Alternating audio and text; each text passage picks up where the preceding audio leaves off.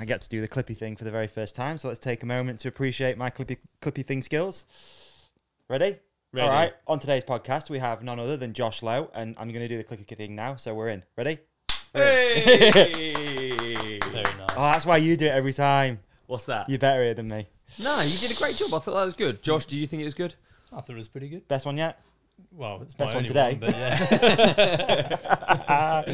Hyped, man. Thank you. Stoked to get you on the podcast. We've been talking about doing it for quite a bit. Yeah. And then we were going to do a hardline post show, which unfortunately didn't really happen, but we're still going to talk about hardline. It kind of did, didn't it? Yeah. We're still going to talk, obviously, we'll talk Yeah. about hardline in a bit. But I think a good way to kick off would be, okay, so I mean this with the greatest of respect. Usually we do a bit of research. Yep. There's not loads out there about Josh Lowe, and I think that's a really good thing because we have the ability now to talk about you, your career, where you came from, how you came up, and what like mountain biking is to you now. Very long introduction this. I'm so sorry to everyone watching and listening. So let's do it. Let's like start at the beginning. Let's talk about like how did you first get into mountain biking? I think that's a good way to start. It's I think that's a great way to start. Yeah, let's talk about that stuff. Like just go all the way back. All the way back. Yeah. How'd I get into it? Blimey. I don't know if it was a standard way. That I think a lot of people would have got into it this way, but through brothers or like siblings. Okay. The same Yeah. with me. Like my brother just came back from a group of mates. And he was like, oh, I've just done a few jumps or something. And then Older before you brother. know it, yeah, older brother. I mean, we've been riding as kids, you know, with parents and stuff since I was super young, but Just like family bike rides. yeah, basically, Yeah. like family bike rides, and you know, when you go on holiday or something, you just spend a lot of time on the bike. But then, yeah, my brother started doing it properly with his mates, and then he was just like, kind of got me on board type thing, and we just spent a lot of time on hardtails. You know what I mean? Like I was lucky enough to grow up in a small village on the southeast, and we had a woodland basically on our doorstep, and we had this. It was a sort of agreement where it was like you're allowed to be down there, but not really. Yeah. So it was like That's if the anything, best one, the grey area. Yeah, if anything happens, we don't know about it, but it's fine, type thing. And it's still like that today. Like we can still go down there, but no one knows about it. So it's quite cool. Sick. And so he started digging all these tracks for all of his mates, and I actually had then another group of mates, and we were just hitting, you know, those like plastic jumps. Yeah, Yeah. what Honestly, are they called? The Halfords ones, Rampage or something, weren't they? They were called something. I know, we just put it on this, I think it was even a cricket pitch or something, but just had this small divot in it, and we just put it further and further and further back, and we just did it for literally day in, day out, honestly. And yeah, anyway, so the scene started picking up. I mean, it's a tiny village. I'm not going to say where it is because we're not allowed to really ride down there, but tiny village. And I think by the end of it, like, I mean, this was when I was at school. We were meeting before school, after school, a group of about 20 of us in the local village and surrounding town. And out of that group, I think about like 10 of us then went on to do like nationals and like World Cups and stuff together. So All because of that plastic ramp. all because of, that plastic ramp and that little woodland. Scene. Yeah. How did you organise who looked after the plastic ramp each night? Oh, I think I just had it, yeah. Well, actually, it was a mixture between that and then, you know, the old wooden door on bricks. Yeah, And nice. sometimes the old Classic. bricks would fall down. Yeah, Nice, yeah. nice. Classic. Yeah. Yeah, we did a few of those when I was young, that's for sure. We had some doors, we had all sorts of stuff. Every now and again you get someone to actually hold it underneath. Like Yeah, that sort that's of it. thing. Oh, And then how many of your friends you can jump over. yeah. I think so many people have found like riding that way, right? Through a brother. And then it's like you just organically discover it and get into it and stuff like that. Yeah. Do you remember like magazines or anything, like first seeing like real mountain biking? Yeah, I suppose MBUK and dirt was still a big thing. Yeah. How How old are you? I'm 28. Oh yeah, okay. You actually have to think about it Yeah. these days, don't you? Yeah. Yeah. Everyone thinks Well- I'm a lot younger. I think I look really young, but yeah, 28. Yeah. Yeah. Yeah, I think you Good do. age. We all do really, don't we? Yeah, I'm 28 as well. Yeah, I'm 26. 20. Yeah. Congratulations, guys. We're made it We're far. not, we're older than you. Oh, good. That skincare's good, but ain't it? I remember quite vividly the feeling of those ramps. Because Yeah. whatever those ramps were at the start, like where you were going into the unknown and it felt like, whoa. But I don't Yeah. get the feeling anymore. But do you get that feeling, let's say, at Hardline or at like... Because like where on Yeah. earth do you ride big jumps otherwise? You have to travel now, Yeah. realistically. I mean, you say that, but the beauty of having that woodland is we could build what we wanted Right. within. Yeah.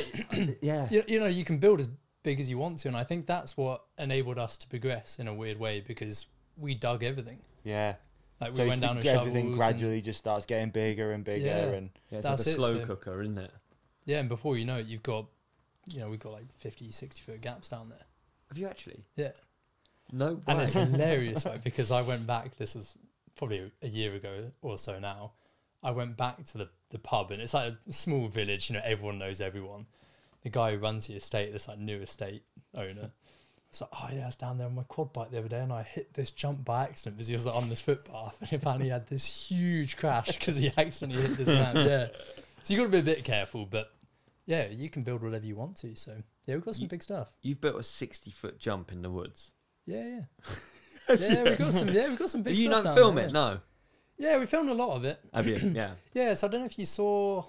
Well, I suppose we've done 2 of them now, but I did one at the beginning of this season. We did Yeah. a collaboration of YT and Reverse Components. The rut. Yeah, rut bashing. yeah, that's what's it. that? Yeah. Yeah, so a lot of that stuff's filmed just outside of where I used to. Secret place. Yeah, I used to live. I just yeah. assumed that was round here. I'll be honest. I just Well, a lot of it is. Some of but it is, yeah. okay. some of like the bigger stuffs. Yeah, down Is it? there. Yeah. I can see this on a bank hip. Oh no, that's actually Is it? yeah. That All looked of fun. That looked Yeah. fun. Yeah, I can't actually share too much because I don't think we're allowed to actually dig down there. So Okay. yeah. It looked fun. I'll just leave it at that. It did look fun. Yeah, it was a lot of fun. If I'd seen it, I'd think it was fun. Yeah. Yeah. But I haven't seen it. Well, you probably know that spot because I've been wanting to dig that track for a long time. Right. Oh, mate. Yeah. And That spot's in so many movies. is it? Yeah, I saw it in a mystery. It's really weird when you like, obviously when you know the woods really well. I saw it in like a murder mystery, and I looked at it and knew straight away because it's this valley where he built the hip. Yeah. And it's Oh wow. it's used in quite a few films, and I've seen since I saw it in a film, I've been up there and they filmed like twice, I think, up there separately. Nothing to do with this film that I saw it in. It was weird, like recognising a bit of woodland though. It's funny how you can do that, isn't it? Yeah. You can do that in like a lot of locations that are Yeah. local to you, that you're in a lot. You can be like, yeah, I know where that is straight away. Yeah. Wonder what it is. The colour of the dirt. Like what is it? Because it all looks kind of similar if you think about it. I've like lost so many roads but gained so many bits of woodland. Like my brain isn't. Interesting. I'm useless at remembering ways to places, but then I'll be able to like work my way out of woods. But I think that's probably because you dig quite a lot, don't you? As Yeah. well. I think it's that because you're constantly looking for natural features. Yeah. So you probably remember it, and that's so. Like I watch a lot of snowboarding edits, and to me it looked like a really natural half pipe, and that was the original idea. We just ran out of time. Yeah. Okay. I was like, I wanted to drop in that side, build a big hip, and then build another big hip the other side, Okay. and then get a nice like shot down the valley.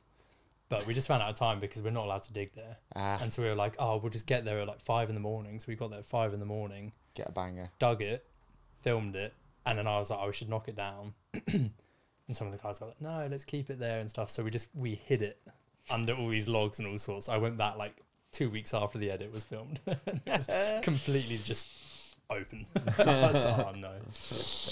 Yeah, it's a tough one, isn't it? Yeah. Gotta be kind of careful. I feel like it's way harder now than when we were younger to build illegally. I think it is harder. I think I kind of give kids Why a do you think hard that is? time. Do you think there's more people outdoors? Do you think it's easier to report it? Yeah, and maybe just a sort of general higher level of shittiness. I think, Yeah. or I wasn't aware of the shittiness when I was younger. I don't know. We had a real problem up local by us, so we've been like in our village, town, whatever, we've been like really trying to push for a pump track, and the council just keep knocking it back. And then there was a post on Facebook, and like, you know, they have these local village groups, and this, bless her, probably a lovely woman, had posted like that she'd found these 2 lads in the woods building jumps, and she'd like had a go at them, and obviously all the comments underneath were like, well, let's just give these young people somewhere to actually ride a bike then, because it's going to keep happening. And it goes from that spot, and then they get kicked off there, and you know, it's the same stuff in it. Moves to that spot, goes to that spot, but it never solves the problem. And it's like, what else do you want them to do? yeah, what do you want them to do? Unless they own It's a bit of football, it's literally, there's nothing else to do. And it's random, but I just looked on my Facebook actually, and it had come up that they've given the okay for like a 6-lane running track. And everyone's like, well, why is there a running track? But we can't have a pump track. It's just there. Anyway, I think it's my local. Have you ever been to a council meeting? Yeah, we went to one to get some dirt jumps sorted, and it was awful. Absolutely insane, isn't it? Because there's sense. people there that it's their hobby. They go there and they just, and I'm not even being dramatic. They go there to moan. Yeah, like they that is a nice little hobby. It's like, we're thinking of repainting the roundabout. Oh, you can't. Yeah. Why can't we repaint the paint on the roundabout? Well, the reflection's awful. It'll shine up into Natasha's house. Yeah. You know, like they'll just find. It's like they've got creative. Just poo-poo people. Poo-poo people. Yeah, we went to one for. poo-poo people. We went to one for the dirt jump spot, and it was awful. It was just like, we were young and we were really pushing for a dirt jump spot to be built or given back because they demolished ours. Yeah. And we went there, and you like weren't allowed to talk, and you sort of just sit there while they just basically tell you your idea's trash and they're not going to do it. And then as soon as you open the mouth, they're like, no, you can't talk back. You have to come back to another meeting with another plan. And it's like, it's just frustrating because it's just it's not helping young people or doing anything to progress. The one thing I got from it was that at least it's not solely bikes and young people. Yeah. It's everything. Yeah. They want to stop anything and everything. Yeah. Fun, work, useful stuff. Unless it, like a lot of people that do that, I feel like a lot of people they don't have the ideas. They only like to poo-poo people's ideas. Their ideas are the only ones that are good. Like, I don't know. Well, it's just so easy to do that, isn't it? Yeah, it is. It is easy to do that. You're right. It's a real shame, man, because I kind of, especially for our local village, we kind of want to see something happen. Especially where we are, we're just outside the Peak District. So much biking there, but yet young people don't have access to like learn to ride a bike safely or anything. It's just that's it. Anyway, that's my that's the in though, isn't it? Because another little town near where I grew up, this place called Crowborough, they've been trying to get this pump track for 6 years. Yeah, and they finally got it. Oh, really? They got it built the other day. Like it's only small, but it's a proper pump track. Nice. And the guy who got it sorted, he basically messaged me, and you know Harry Malloy. Because we're basically from the same place. Yeah. And so he messaged both of us saying, can we help support? And I think Harry was off racing at the time, but I went along and actually helped the whole opening of the video and all sorts of the pump track. And it's amazing to see what it can do. Yeah. Like apparently, not apparently, I went up the other day and it's just absolutely rammed full of people. Little kids getting into it, families there, all sorts. And you're like, it took you 6 years to do that. I know, all those missed opportunities and people that haven't had, been able to do it. It's a real shame, and I think it's just got this connotation, especially within like all the people and councils, that it's a negative and it's gonna noisy, and that's what we were getting whenever we'd go present these things. It was like, well, there's gonna be drugs being sold there, and you're like, by who? Like, we just want to ride bikes. That's literally it. Like, it's not gonna be that. It's a real shame, but hopefully we keep breaking down these barriers and people see more of it and stuff. I don't know what people think the alternative is. Just because you don't like it, like something's got to go on. Someone's going to do, like, people aren't just going to do nothing. You can't just shoo them away back to their homes. Like, a lot of people can't even all fit in their homes for the whole day. Like, it's so true. You end up with way worse problems. Yeah, you do. There's a bigger problem there that we're not going to solve on this podcast, but it's good to talk about, just so there'll be loads of people having the same issue, right? Like with a village with nothing to do in there. You go and try and make something happen like a pump track, and it just gets kicked back and kicked back and kicked back. Super frustrating, especially when you see them being built all over the world. Yeah, too right. And it means a lot having somewhere close. Yeah. Which you live in London, don't you? Yes. How are you riding hardline and living also in London? That's two different lives. In my head, that's... Oh, it's carnage. It is carnage. It's doable, but it's a tough balance. So talk us through it. What is it? So work brings you to London? Yes, yeah. And what's that? So I work for a startup which helps basically the biggest manufacturing companies in the world measure and reduce their carbon emissions. Right. Interesting. And so I do all the commercial elements of that. So it's quite a small team, but growing quite quickly, as you can imagine, with all the regulation and all sorts coming into play. Yeah, so I work with them, and then just try and ride bikes outside of that, basically. Jeez. Go back a Yeah. bit though. How did that happen? So when did the biking side start getting a bit more serious for you? I think that's always quite interesting to think about when you started picking up sponsors and so go back to like you started going to nationals with like your friends. And Yeah, local well, scene. it actually happened a bit before that. So, yeah, that group of mates, we then started doing races. I don't know if you remember Pork back in the day, Penzos Off-Road Cycling. We did that most weekends. Mr. Bling, his series back in the day. Like, it was such a laugh, that Bull Track, all the local ones. And then we then started to do ones like, what was it, Aston Hill? Do you remember Aston Hill? It's I know the currently name. being logged at the moment, so it's a bit of a shame. Okay. But I went and did one of their races. I think it was like this 412 race or something. But anyway, I went and did that with a group of mates, just messing around, camping in the field. And at the end of the race, this guy basically came up to me and was like, "Oh, do you have any sponsors, or do you have anyone helping you out?" And I was a bit like, "Oh, who's this guy? No, like I don't know, I just ride bikes type thing." Anyway, it turns out it was Ian Warby. I don't know if you know him from FireQuest. Yeah, FireQuest coaching. And honestly, everything that's happened since has been because of him in a weird way. So I started then coaching with him. He then introduced me to the marketing guy for Saracen bikes. And then through that, it wasn't Saracen at the time, it was Ancelotti. So I rode for Ancelotti for a bit through him. Yes. And so that's when I did my first couple of nationals. So I did Riola, then Fort William on that 6-inch, like 4-cross bike, I think they marketed it as. But that was like before enduro bikes, I think, was a big thing. Yeah. Because remember, it was like downhill bikes or nothing, really. Yeah. And so I had that, which was, it was a great little bike, but horrendous for Fort William.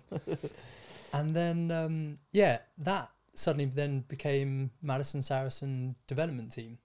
Right. Okay. And so I got on that because of Ian, and then because of this guy, then moving from Ancelotti to then set up that whole team. That's rad. Yeah, Ian's so then the that's man. when it just started. Yeah. Shout out Ian. Ian got Milford going as well at the SVP Bike Park. Really? Ian Warby. Yeah, he's an original meeting goer. Yeah. Yeah, amazing guy. Like Yeah. I speak to him all the time now. Like I spoke to him before I did Hardline, for example, and he's still Wicked. like giving you tips and all sorts. Because it's weird. I don't think you think about coaching in mountain biking, really, do you? You think? No. I think you do now a bit more. It's becoming Like more, I'd say it's tennis, becoming golf, more of a and all thing. sorts. You'd be like, yeah, absolutely, get a coach. Yeah. But mountain biking, I think people are relatively hesitant to do so. Maybe. So what would you speak to Ian about, let's say, before Hardline?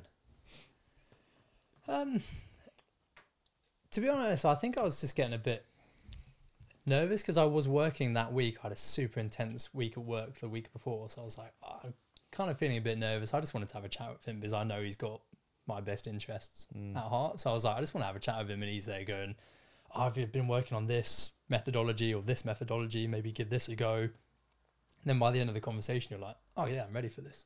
Yeah. So it's just like a few like last minute tips and also just things you've been working on for years.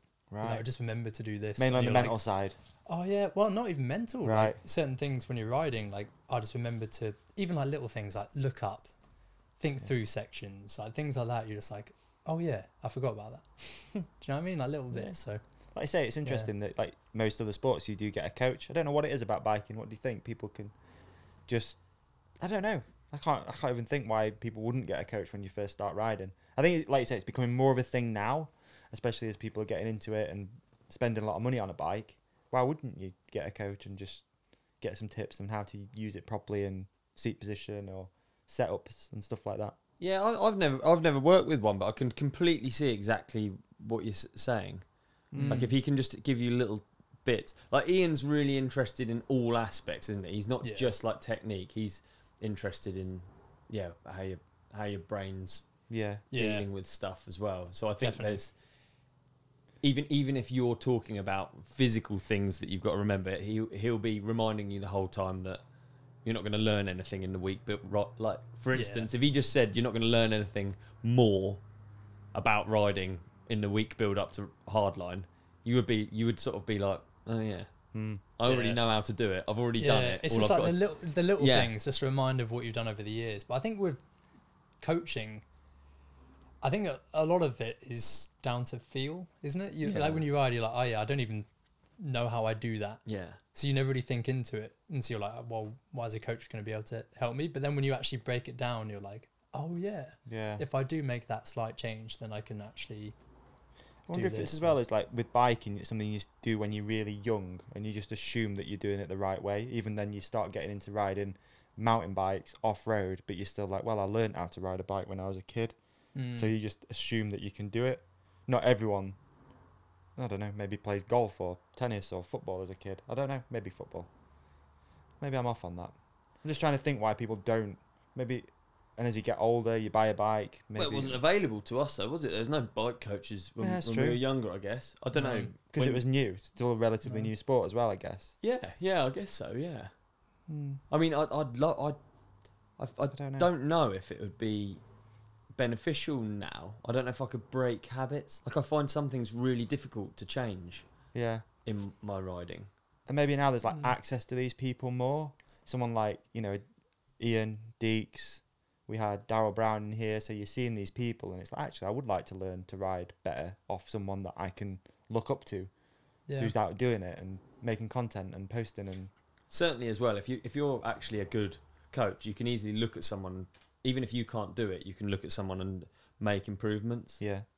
I definitely believe that. I think you can look at someone's riding and be like, even if I don't know, I wouldn't be able to tell you how to do something. I could watch someone and be like, oh yeah, well, it's because you're doing that wrong. Yeah. I think you can see a lot of it now on video. Like everyone videos everything now. That's true. And so you watch it back, and you're like, oh yeah.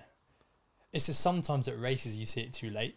You see a video back and you see yourself go through a section and you're like, oh, that was awful. Like, why couldn't you show me that earlier? I would have gone so much better through that section. But I think honestly, like, there's a lot of his work as well. He gets an iPad, for example, films it, and then he even breaks down like body position, so like draws on it, so like freeze frames it, draws where your body position is, where you're looking, and all sorts. And you're like, oh yeah, and then you can then just go back up and do it again. Then you see the improvement, like both on the video and time. So I think it does make a lot of sense, and I think especially like World Cups and all sorts, like it's so tight.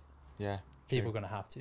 Yeah. But you're right. Is it more riding or is it actually like the mental side? It's probably both, but there's a lot especially at the highest to do level. with the mental side. I think. The high level you guys are riding at, it's both, isn't it?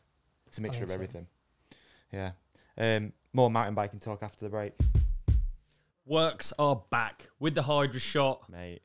Back and better than ever. better than ever before. Twice as powerful, dude. Have you got some specs, mate? I got some specs for you. All right, the WORX Hydra shot is back. It's double the power, and the new WORX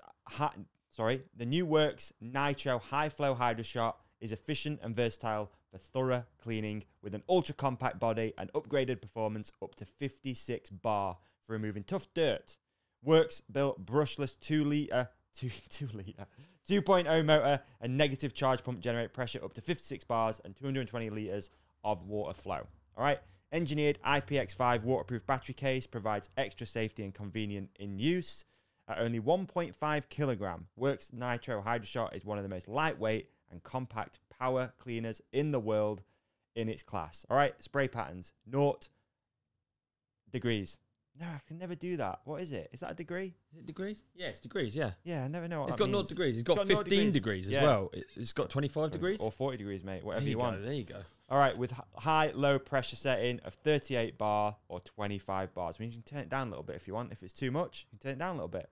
Okay, the best thing about WORX Hydra Shot is you can draw water from any source. So if there's a river, a bucket, whatever, you can dip the end of that nozzle in, pull water up, and you can clean your bike, your boat, your family member, whatever you want to clean, you can clean it from any water source. Put simply, this is the pressure washer you want in the back of your van at the end of a long, muddy UK winter ride. For sure, mate. It makes life way easier. And the best thing about everything that we've already spoken about, WORX have come to us with an offer code for the companionship. You know, and that's first. We've never had an offer code off them before. So many people used to hit us up. Well, it's already a gift just knowing about it. Yeah, you know what I mean? Yeah, it's the gift that keeps on giving. Yeah, this it one. absolutely is. What's the offer code, All right, dude? And what do you get? Okay, you're going to head to ukworks.com, enter the code, The Ride Companion. Okay, let me just get that straight. Yep. First of all, is it capitals? It is capitals. Okay, and it's the Ride Companion, no spaces. No spaces, the Ride Companion. All right. And that's going to get you 15% off, not just the Hydra Shot. Maybe you want a drill, lawnmower, whatever. You can find it on WORX, uk.works.com. Enter that code, 15% off anything and everything on site. That's useful as well. Yep. Because of the power share system. You can swap the batteries over. Yeah, you can. Whether you want an impact driver, like you say, a chainsaw maybe, chainsaw, a strimmer, lawnmower. You can just plug them straight in, share them between products. Fantastic. WORX. Round of applause for WORX. Should we do a round of applause? Yeah. Thanks, WORX.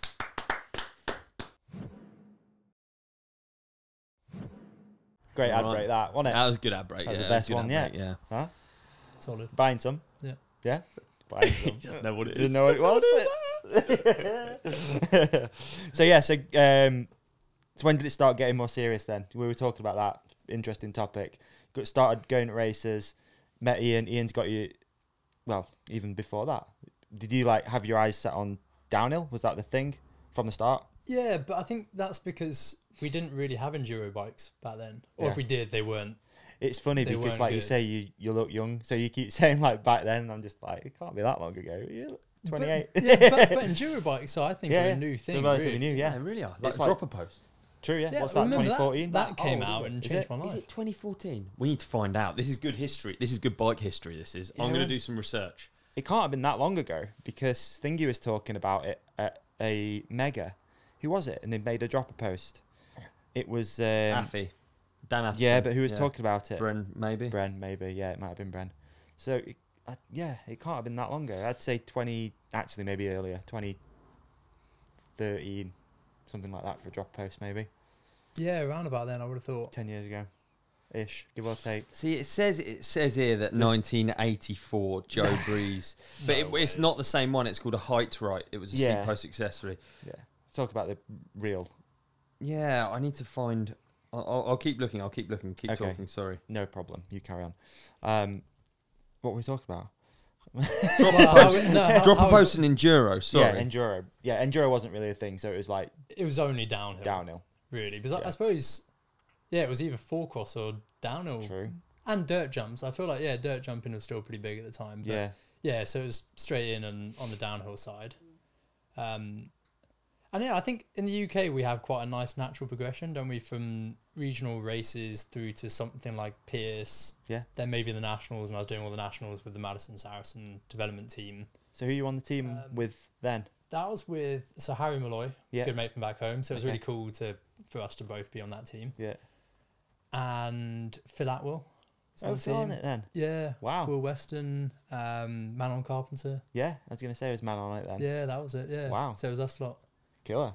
Yeah, so it was a really And cool then experience. so you were like yeah. sat underneath the elite team almost. It's No, like that was that the was the only team. thing. Yeah. Oh wow. So it started off purely as a development team, Right. Okay. and then Interesting. but a few of them then did. Because I don't think I was old enough initially to do the World Cups. No, because I was a youth. I think first year on it maybe. Mhm.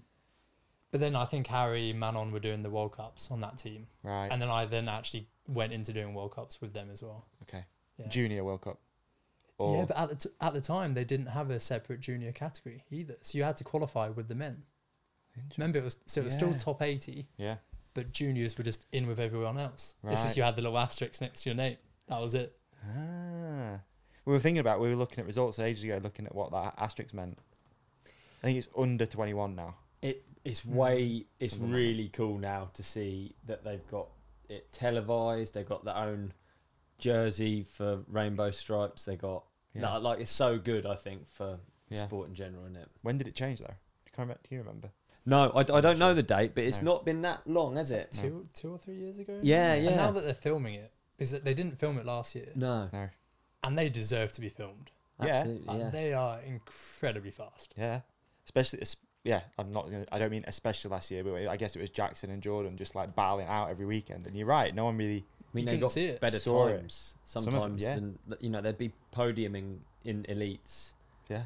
That's frustrating. That'd be. If I podiumed and I was in junior, I'd just be like, don't even know if I'm going to be able to pull it off in adult class. It's tricky, isn't it? But Yeah.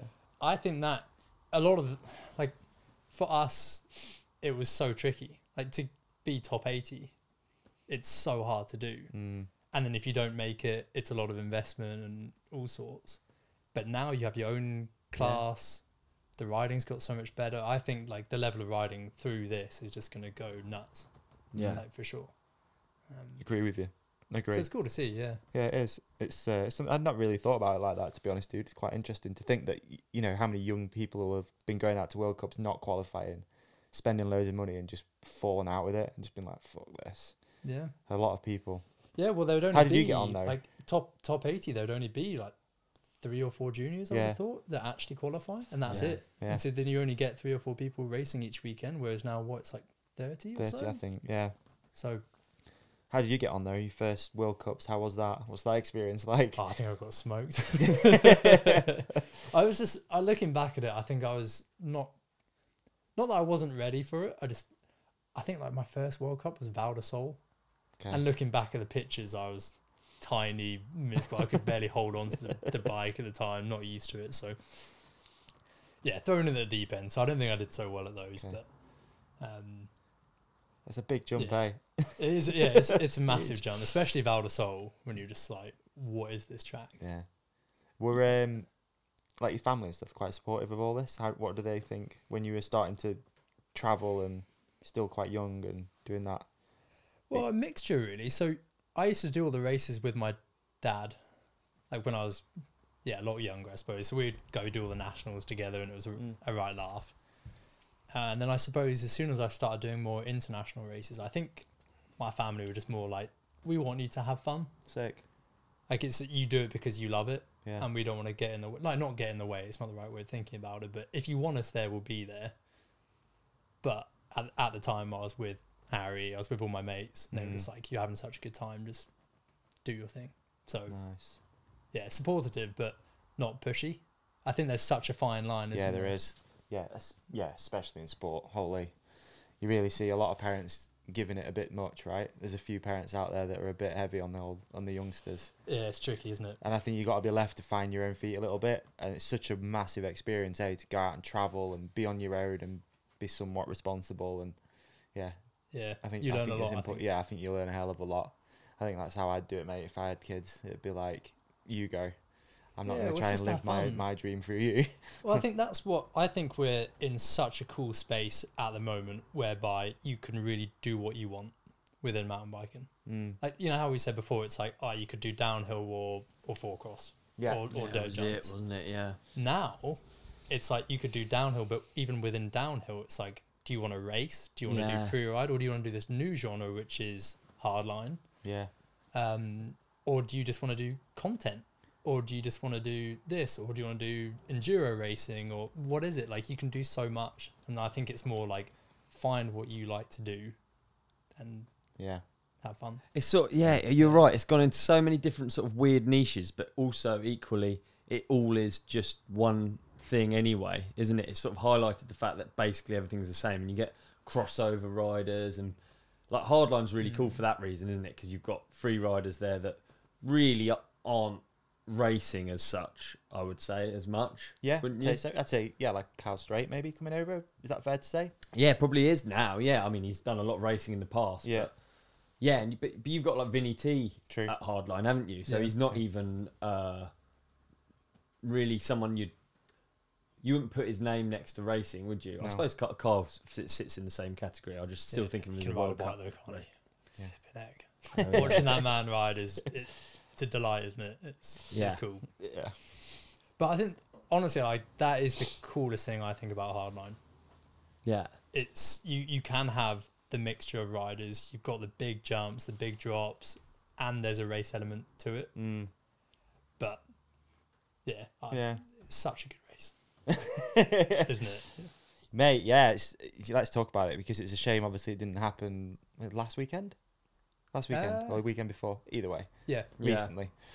So talk about that. I mean, how many times have you done hardline now? 3. That was my That third. was the third. Yeah. So you did the first one, you did quite well at 11th. You rider of the week. Yeah, rider of the week. That's a rider pretty of the week. big. That's a pretty big one to pull off, I reckon. Rider of the week at Hardline is pretty cool. That.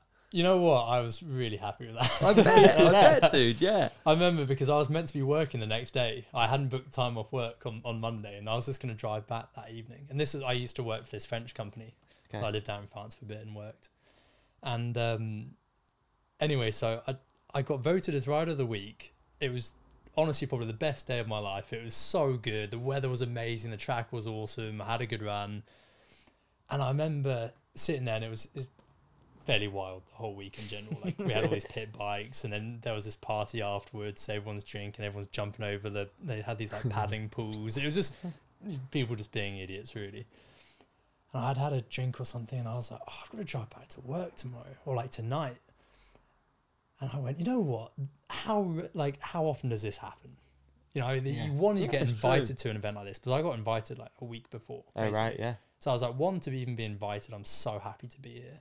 And then two, actually even complete the course. I was like, I'm happy with that. And then three, get voted. I didn't even phone my boss. I just left him a voice note on WhatsApp. Slurry. Yeah, I was like, you know, this has happened. It doesn't happen often. I won't be in work tomorrow. And I just left it as that. And I was like, if I get fired, it's worth it. So you can hear pit bikes in the background of your voice there. Hey, I ain't coming in tomorrow.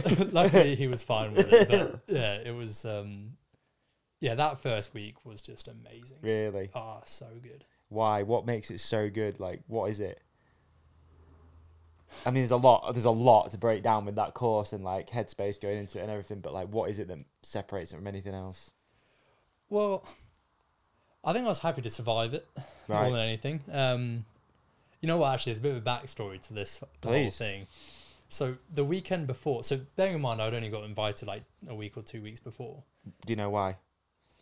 Well, sorry, I'm just curious, like how that comes around. Like, how do you end up riding that thing? Well, it was during COVID, wasn't it? And I think COVID was such a weird time, obviously for a lot of people, but for us, we just spent a lot of time biking with our close knit mates in a group back home.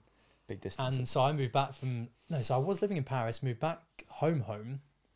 So like back in the southeast, trails on the doorstep, and we just rode every single day. Yeah. After work, even before work sometimes. It was like being back being a kid again. Yeah, man. It was absolutely amazing. I know a lot of it's hard to say because a lot of people obviously had terrible times, but we had the best year of our life. It was amazing. And anyway, so we rode a lot. We started doing way more content, and I think that's where it started. Like, you kind of get recognised a bit more for doing more content-y stuff. So started doing a lot of that, and then that was it with Harry Malloy again. It was his birthday. We were up riding in Wales somewhere. We just got talking about hardline because I like doing jumps and stuff. And I was like, I'd be really up for doing that, one day. And Harry was like, well, I'll put in a good word for Rob. I know he's looking for people to do it this year because of COVID. I don't know if we can get as many people over. He was like, but think about it. He was like, really do think about it because it is gnarly. Yeah. And so it's like, you've got the skills, but be fully ready in your head to say yes if you get the offer. So I was like, okay, yeah, this is never going to happen. Anyway, did that local race at the Bull Track. I don't know if you know in Crowborough. I've never been, but I know it. Alvar, the guy who runs it, best person in mountain biking. We should get Alvar on here. You reckon? Yeah, yes, we should. Yeah, okay. Amazing person. Amazing for the sport in the southeast, I think. Yeah. And anyway, Rob was there. I think Win Masters was there as well. I remember the race. Yeah, quite a big race actually. Yeah. So I did that and won it. And Rob was there, and I just got chatting to Rob a bit, and then about Hardline, and then anyway, a couple of weeks later, Rob was like, "Oh, we actually do have a space. Do you want it?" And I just panicked because I remember what Harry said to me was like, "Think about it." Yeah. So I was like, I was like, I need to let work know. Like, I don't know if I can get time off work as an excuse, basically. And then just like, I don't know, then had like a good night's sleep thinking about it, and then just got back to him. I was like, absolutely, of course, like, yes. And anyway, so I then. That was only a couple of weeks before, and I was meant to be doing national champs. So I drove up to national champs, did that race, and I was just in my van, basically, like, didn't stay in a hotel or anything, we're just living out of the van.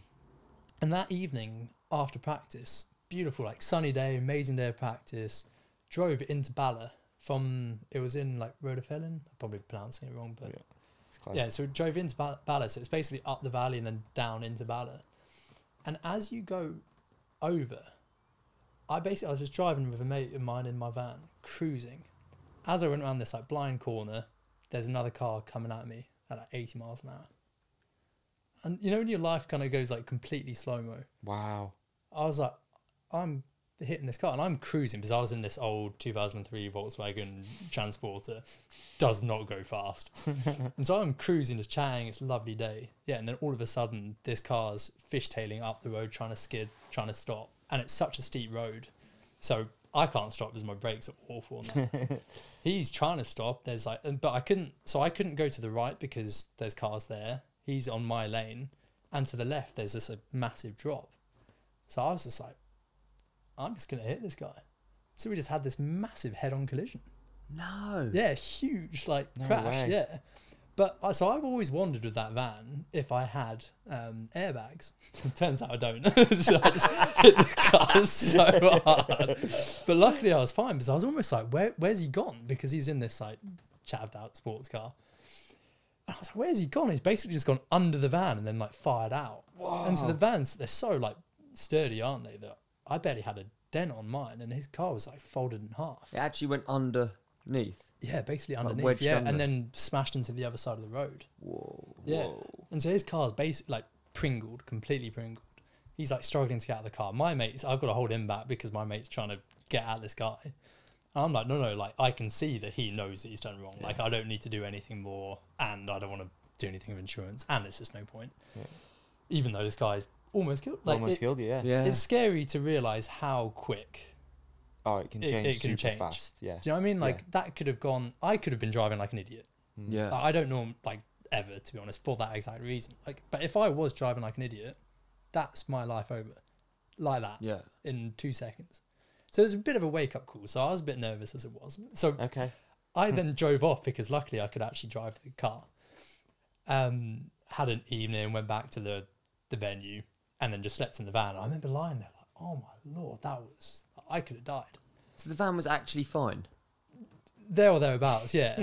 Like quite dented on the side, but Yeah. it was okay. Turns out that the chassis was a bit bent and all sorts. But yeah, he Wild. like really hit. And so anyway, did national champs and then drove to the Hardline venue. Oh, no, I think I'd work Monday, Tuesday, then drove to Hardline, and I was like, How are you oh, working? Just remotely? yeah, just Yeah. remotely, yeah, because yeah, I can just work wherever. Mm. And I remember sitting in the field being like, oh, do I really want to be here? Because at the drive on the way in, I don't know if you've been to the venue, but you can see the features as you Yeah. drive in from miles away. Oh, I was like, oh, what have I done? Like, this is huge. And I remember sitting in the field, they're doing all the COVID tests. Yeah. And so I was like, oh, am I going to have COVID? Like, who knows? Like, you know, at the Were you time, you're hoping so for it? paranoid. A bit. A little bit. But, and everyone, because they were calling people through, because they were doing the tests at the site, and everyone got called through apart from me. And I was like, well, what's happened? Because I was in one of the earlier groups, and they were like, I know you got called through ages ago. So I was sitting in this field for like 2 hours, so nervous. And anyway, so I got given some really good advice actually from Joe Smith. I got a lot of respect for Joe Smith, amazing rider. And he was basically like, you've got loads of practice. Don't feel like you need to do a feature because everyone else is doing it. Like, take Nice, your time. Yeah. Feel like doing it when you're, like, do it basically when you want to do it. There's no pressure. And I kind of went in because I was riding for Kona at the time, but it was a relatively light touch sponsorship. So I was like, I'm only here for me because I want to be here. Mm.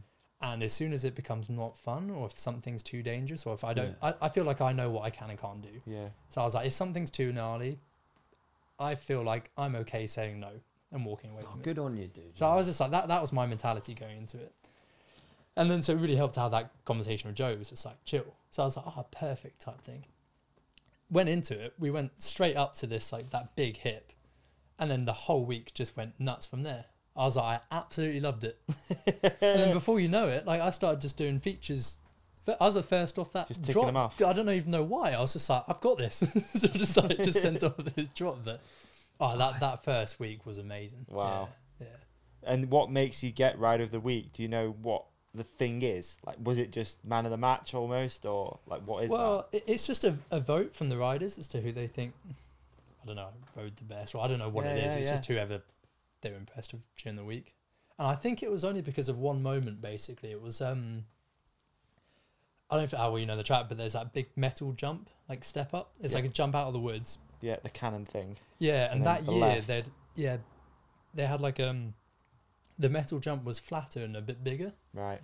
And so it was the step up, and you couldn't slow down before you went off that new drop. Yeah. So you landed and you were like drifting, and then you went off it.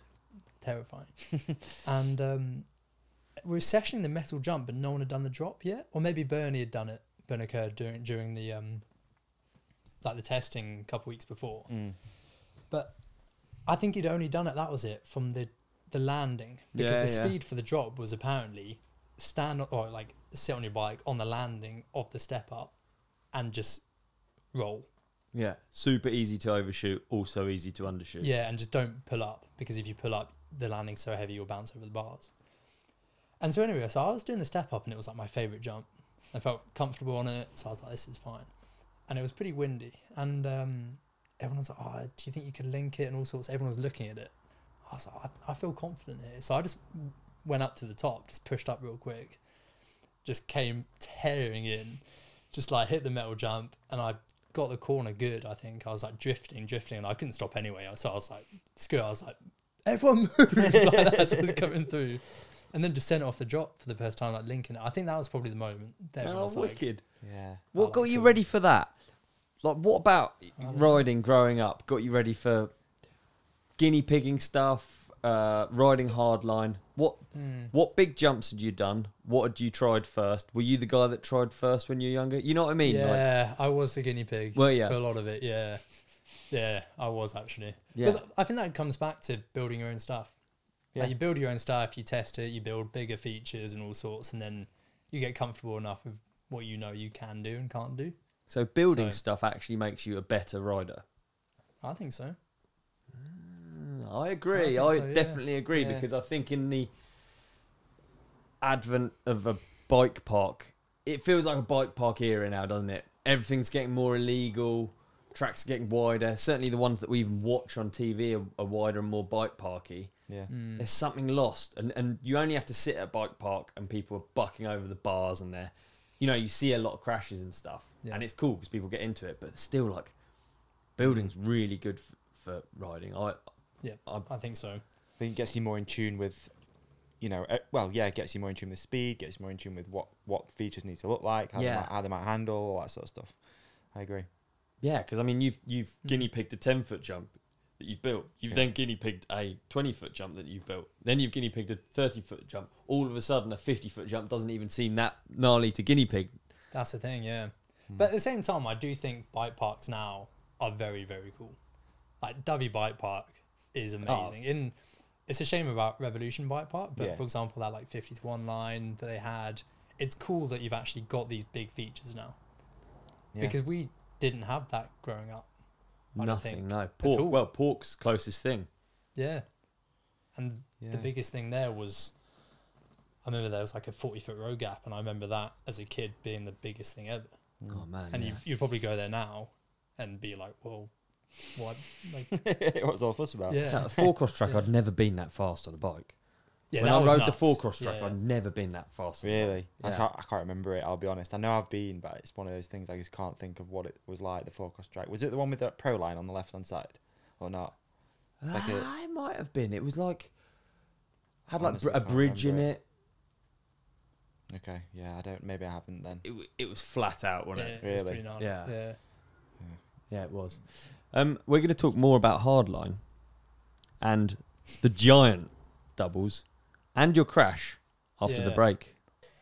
Oh man, I'm excited about this. This is like an internet unboxing we're about to do, and it's something that we've been working on for a long time. Yeah. So this is us unboxing the website for the Ride Companion Mexican Vacation 2023. Holy. Let's check it out. This is the first time you've seen the itinerary as well, I've hasn't seen it? the itinerary. Okay. You're going to basically explain what it is to me. Exactly. So this is actually online now. Okay. From this moment right now, for our listeners to go and have a look at and get hyped on. It looks, so far, I'm in. He's in. It looks good fun, doesn't it? Right. So we're going to Oaxaca in Mexico. Okay. Okay. The Ride Companion will be hosting 8-day mountain bike adventure in Oaxaca, Mexico. The trip is fully catered, 8-day culture exploration like no other through the mountain bike paradise that is Oaxaca. Travelers will ride Mexican loam, eat the most authentic food, visit a petrified waterfall, and see the Oaxaca unseen. Okay. All while laughing about it with the lads from the Ride Companion podcast. That's me and you. Yeah, Yeah, we're the lads. That's the first time I've been one of the lads. Dude, I couldn't be more hyped about coming here. I've heard so much about Oaxaca, about it being like the center of Mexican mountain biking. Obviously, I've spent a lot of time over there. Yeah, you're a big Mexico fan? I'm a big Mexico fan, and to hear that this is like the Whistler of Mexico, or the, I can't wait to go and check it out. I can't wait to check it out. Yeah. What an opportunity. Big Mexican fan yourself, aren't you? Mexican food fan? Yeah, for sure. There we go. Arguably one of my favourite foods of all time. And I think as well, dude, like we've done so many of these rides, it's just fun hanging out with people and just meeting people that are in the companionship. So having the opportunity to put this like dream trip together. Yeah. And then people can come and we can spend more time with them. We can do podcasts. We're going to get sponsors involved. There's going to be so much stuff. It's a dream come true. It really is. Yeah, truly. I'm super excited as well to check out this new spot with everyone. You've never been to Oaxaca? I've never been. No, I've never been. I've only heard about it. And like, I've done a lot of riding over there, and everyone says, oh, if you like this, you've got to go to Oaxaca. And so, amazing. Hyped. So day 1 is our arrival day. Yep. Day 2, we're going to Benito Juarez to Mil Rios. I don't know what that's obviously the route we're doing. Yeah, I mean, arguably one of the best routes I've heard. That's more like it. That's the tone we're going with. Yeah, it is. We're going to Day 3, we're riding at La Combra Extepeche. I think it's pointless. Dream trip. How do you even say that place? We're going to have to learn. We're going to learn together. Yeah, we are. We've got a full ride day. Day 4, we're riding to Oaxaca City, blah, blah, blah. Do you know what? There's no point in me going through that because I can't even pronounce many of the words. But what I do know is that we're finishing every day's mountain bike ride with the best meal of your life. And I believe that. I believe it as well. I believe that. I believe it. We're going to be biking down 1,000-year-old agricultural footpaths of the Zapotec peoples. Wow. Which is exciting. Culture. Yeah, I mean, Mexico's pretty good for that. There's so much like Aztec history and like architecture and stuff, even in Mexico City. And so that's one aspect of this that I'm looking forward to. Like the biking obviously is a huge part of it, but to me it's going to be like 50%. The other 25% is going to be made up of culture, meeting cool people, and eating amazing food. Absolutely. And also, one thing to mention, dude, is when we're going to be doing this, December, it's going to be dreary here in the UK. You're going to need a break. You're going to want to get away. I've always been, like, half of it is me. I feel guilty half the time because I get to go to these places at really convenient times for myself. Like, the street races are often in the winter in the UK. Yeah. So the chance to, like, it feels like a cheat code. You go away, it's dreary, and you're just going to like, you're drinking nice beers, hanging out with the crew. Yeah, so it's a rad opportunity to take people on the cheat code. This is going to be the dream. It is. Obviously, you're going to get to hang out with us. I don't know if that's a real selling point. Maybe we should delete that one. Maybe edit that one out. Visit a 6th-generation-old mezcal distillery and taste up to 20 different types of mezcales. Nice. Have you drunk much before? Drink much mezcales? Nah, I can't say I have. Okay. No. I'm in. Like I said, mate, I'm in it. I'm in it for the food, the culture, all of it. I'm in. I'm in. Basically, we're going to be seeing an unseen side of Oaxaca. We're trying to focus a bit more on not only just the riding, but the stuff that comes with it. On a lot of the trips I do, it's the stuff that comes with it that are my takeaway. So, hopefully we're offering the ultimate experience. All you got to do is click on the link. We've only got 12 spots. Yeah, it's limited. It is limited. Get on the site, have a look, see what you think, and get booked. Yeah, we'll put a link in the show description for you, all the information. If you need a little bit more, feel free to drop us a DM. We can answer those and answer any questions or speak to the guys at Two Wheel Epics. Yeah. Hey, let's go on holiday. Are you up for a vacation? Let's go on vacation. Let's get out of here.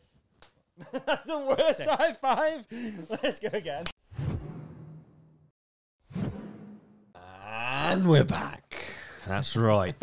So, I wanted to talk to you about, now we have those motorway jumps in Hardline, the massive, massive doubles. When you first went to Hardline, your first Hardline was not on those, was it? No, they had those more, in a weird way, harder jumps. That was going to be my question. Yeah. Talk me through first time hitting those, because there was that sort of like right hand hip over a wall, I think. Yeah. Dude, it was called a waterfall jump or something. Right. Yeah. That was technical, because I remember on the training sessions. Because I tell you what's so cool about these events is everyone is so good with each other. Yeah. You know, most races, like, I'm not saying people are like secretive of lines, but I suppose they are in a way. Whereas this, everyone's like, this is the speed that you have to like hit this jump. That's cool. Every time everyone does the feature for the first time, like everyone waits for everyone to do it. Yeah. Everyone's like cheering each other on and all sorts. Like it's the best feeling ever. Wonder why that's because it's a one-off spectacle event. Well, the jumps are so gnarly. Yeah. Like that road gap. If you come up short on that road gap, you're not walking away. True. And I mean that. Yeah. It's like you're not. Yeah, so it's basically you're all in it together. Yeah. And it feels that way. Exactly. And we'll come on to it, but that's why this event got cancelled. Because it was in the interest of everyone to survive. Yeah. Yeah. And but yeah, those jumps were technical. Yeah. Because I remember coming in that first year, the advice was, because there were 2 rollers and then the hip. And the advice was basically hit the rollers fast enough that you kind of take off, but not fast enough that you like take off too much. So it's like as fast as you can hit rollers. Basically, Cheers for the clear instructions. Yeah. And then also because it's a full on like 90-degree hip. Yeah. And if you go straight, it's almost like a little cliff edge. I remember a few riders going to the right and end up in trees. And Yeah, Well, there was so huge miscalculations. The weren't reason there? why that was is because the takeoff naturally takes you there, but it's dead straight, but it naturally pushes you to the right. Right. And so the advice was hit it dead straight and in the air, turn your head and the wind will catch your helmet and you'll naturally turn into the landing. No, man. That's terrifying. That was the dude. advice. By who? Well, like the guys have done it, right? So I'm going on the Crazy side. googly eyes. I'm on the Watch side. this. And I think it was like Bernie and Laurie Greenland came through as like the first riders to hit it. Absolutely tapped. And I was like, no way. Like I thought they said hit it slow. It came in so fast, got it so good. So I was like, okay, it's on. But yeah, you take off dead straight, dip your head, and you just come in. It's the weirdest feeling ever. But if someone didn't tell you that, you would end up in the trees. You turn right. Yeah. Which I remember a few people doing that. Ended up in the trees. I love good advice on big jumps. I really appreciate it more than like when you like Sam Reynolds. I've always taken advice from him on big jumps, and it's like just little things he says that help you so much. Mm. You know, don't try too hard on the one before, and you're like, I know what you've just said there gives me is such useful information. You know what I mean? Like, yeah. I mean, I've never been told to look one way and the wind takes my head.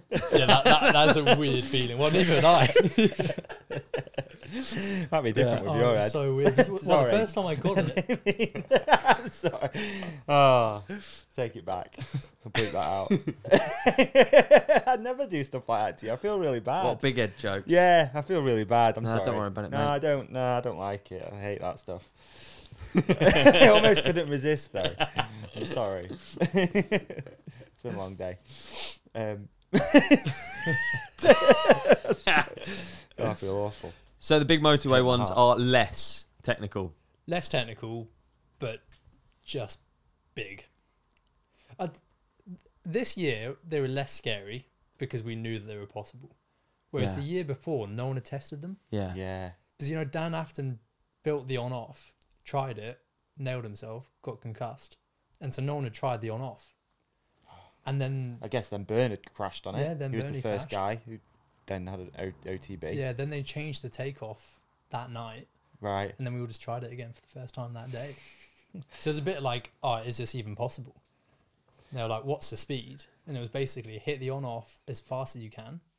So the on, it always looks small, I think, on video. But when you're standing on the takeoff, it is huge. And they're like, you've got to squash onto it. Yeah. And you're like, what? Like, how can you do that? But you squash on, land, and you pedal as hard as you can. It's so tough to get perspective on TV, isn't it? And I think Red Bull and stuff do an amazing job with the angles and stuff like that. But there was a few more vloggy, like GoPro angles of that jump when they were stood looking at the landings, and you just like, holy, it doesn't look like that on TV. But I tell you what, like that first year of doing it was so cool. Like, you know how I said like the whole camaraderie of everyone. Yeah. Because we went up that day just to hit those jumps and then do the road gap and a few other bits. Mm. But we drove up and everyone was so nervous. Like you can tell like the nervous energy was so high. and you can walk up to there's like a natural bit that you can drop into. So you like drop into the corner, do the step down, and then you have the features. Yeah. And everyone's at the top, and it's you might as well just be a gorilla beating your chest. Honestly, I remember Brooke just going around, just literally grabbing people by the shoulders, like screaming, shouting. Everyone's like, come on, like, no shit. Yeah, it's Wow. going nuts. Everyone's so pumped up.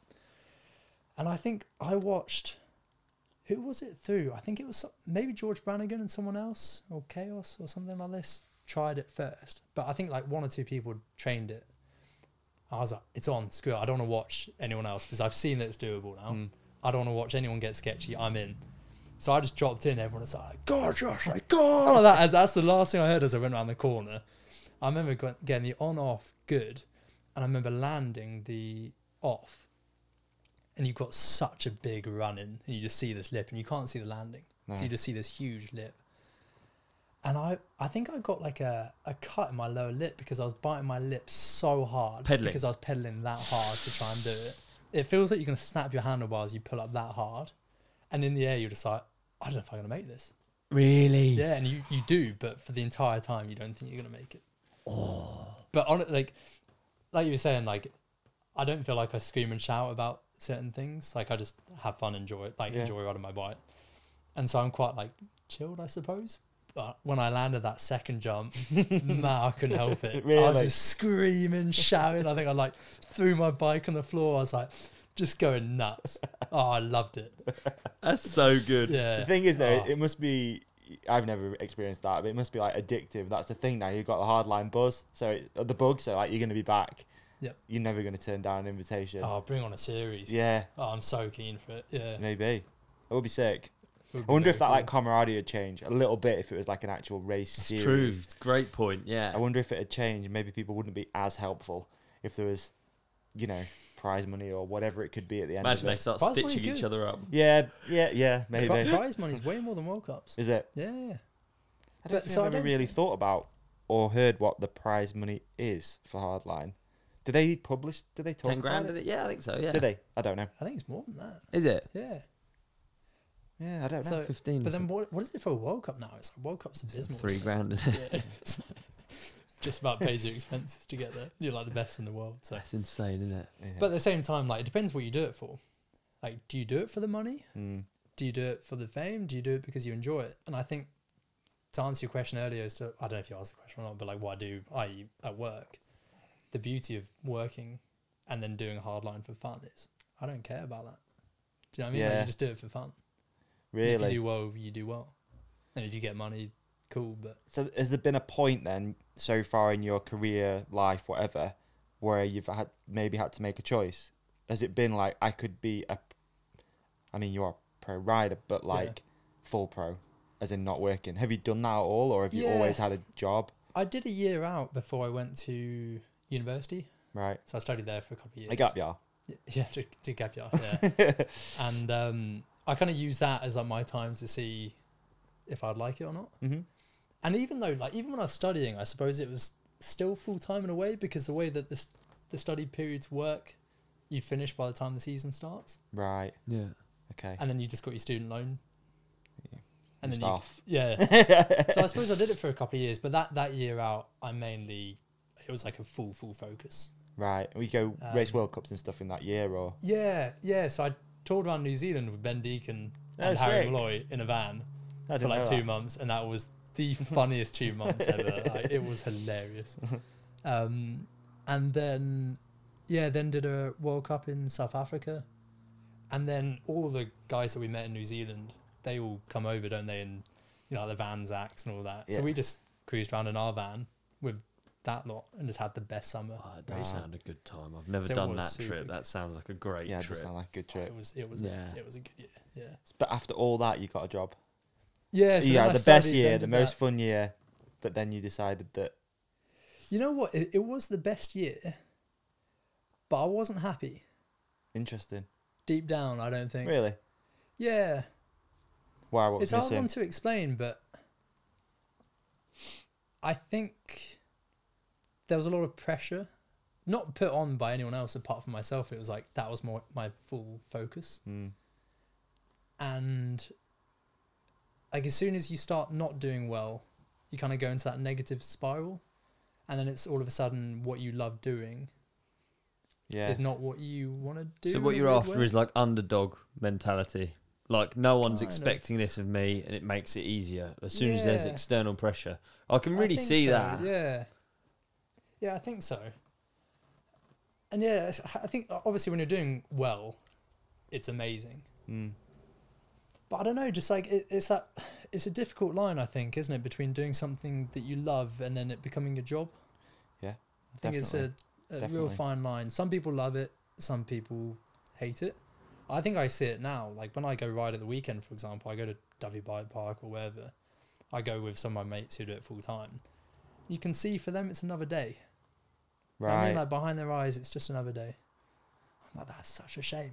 Because I'm You're buzzing like to be frothing for here. it. I'm absolutely buzzing. I'm loving every minute. Yeah. And so it's a tricky one, I think. But we'll see, because it's an interesting way of looking at it, for sure. Because I think a lot of people would be a little bit more, I don't think the word's naive, but you'd just be like, well, I can just ride a bike every day. I'll just do that. Yeah. But, and I think for me, it was quite nice to have the other side of life as well.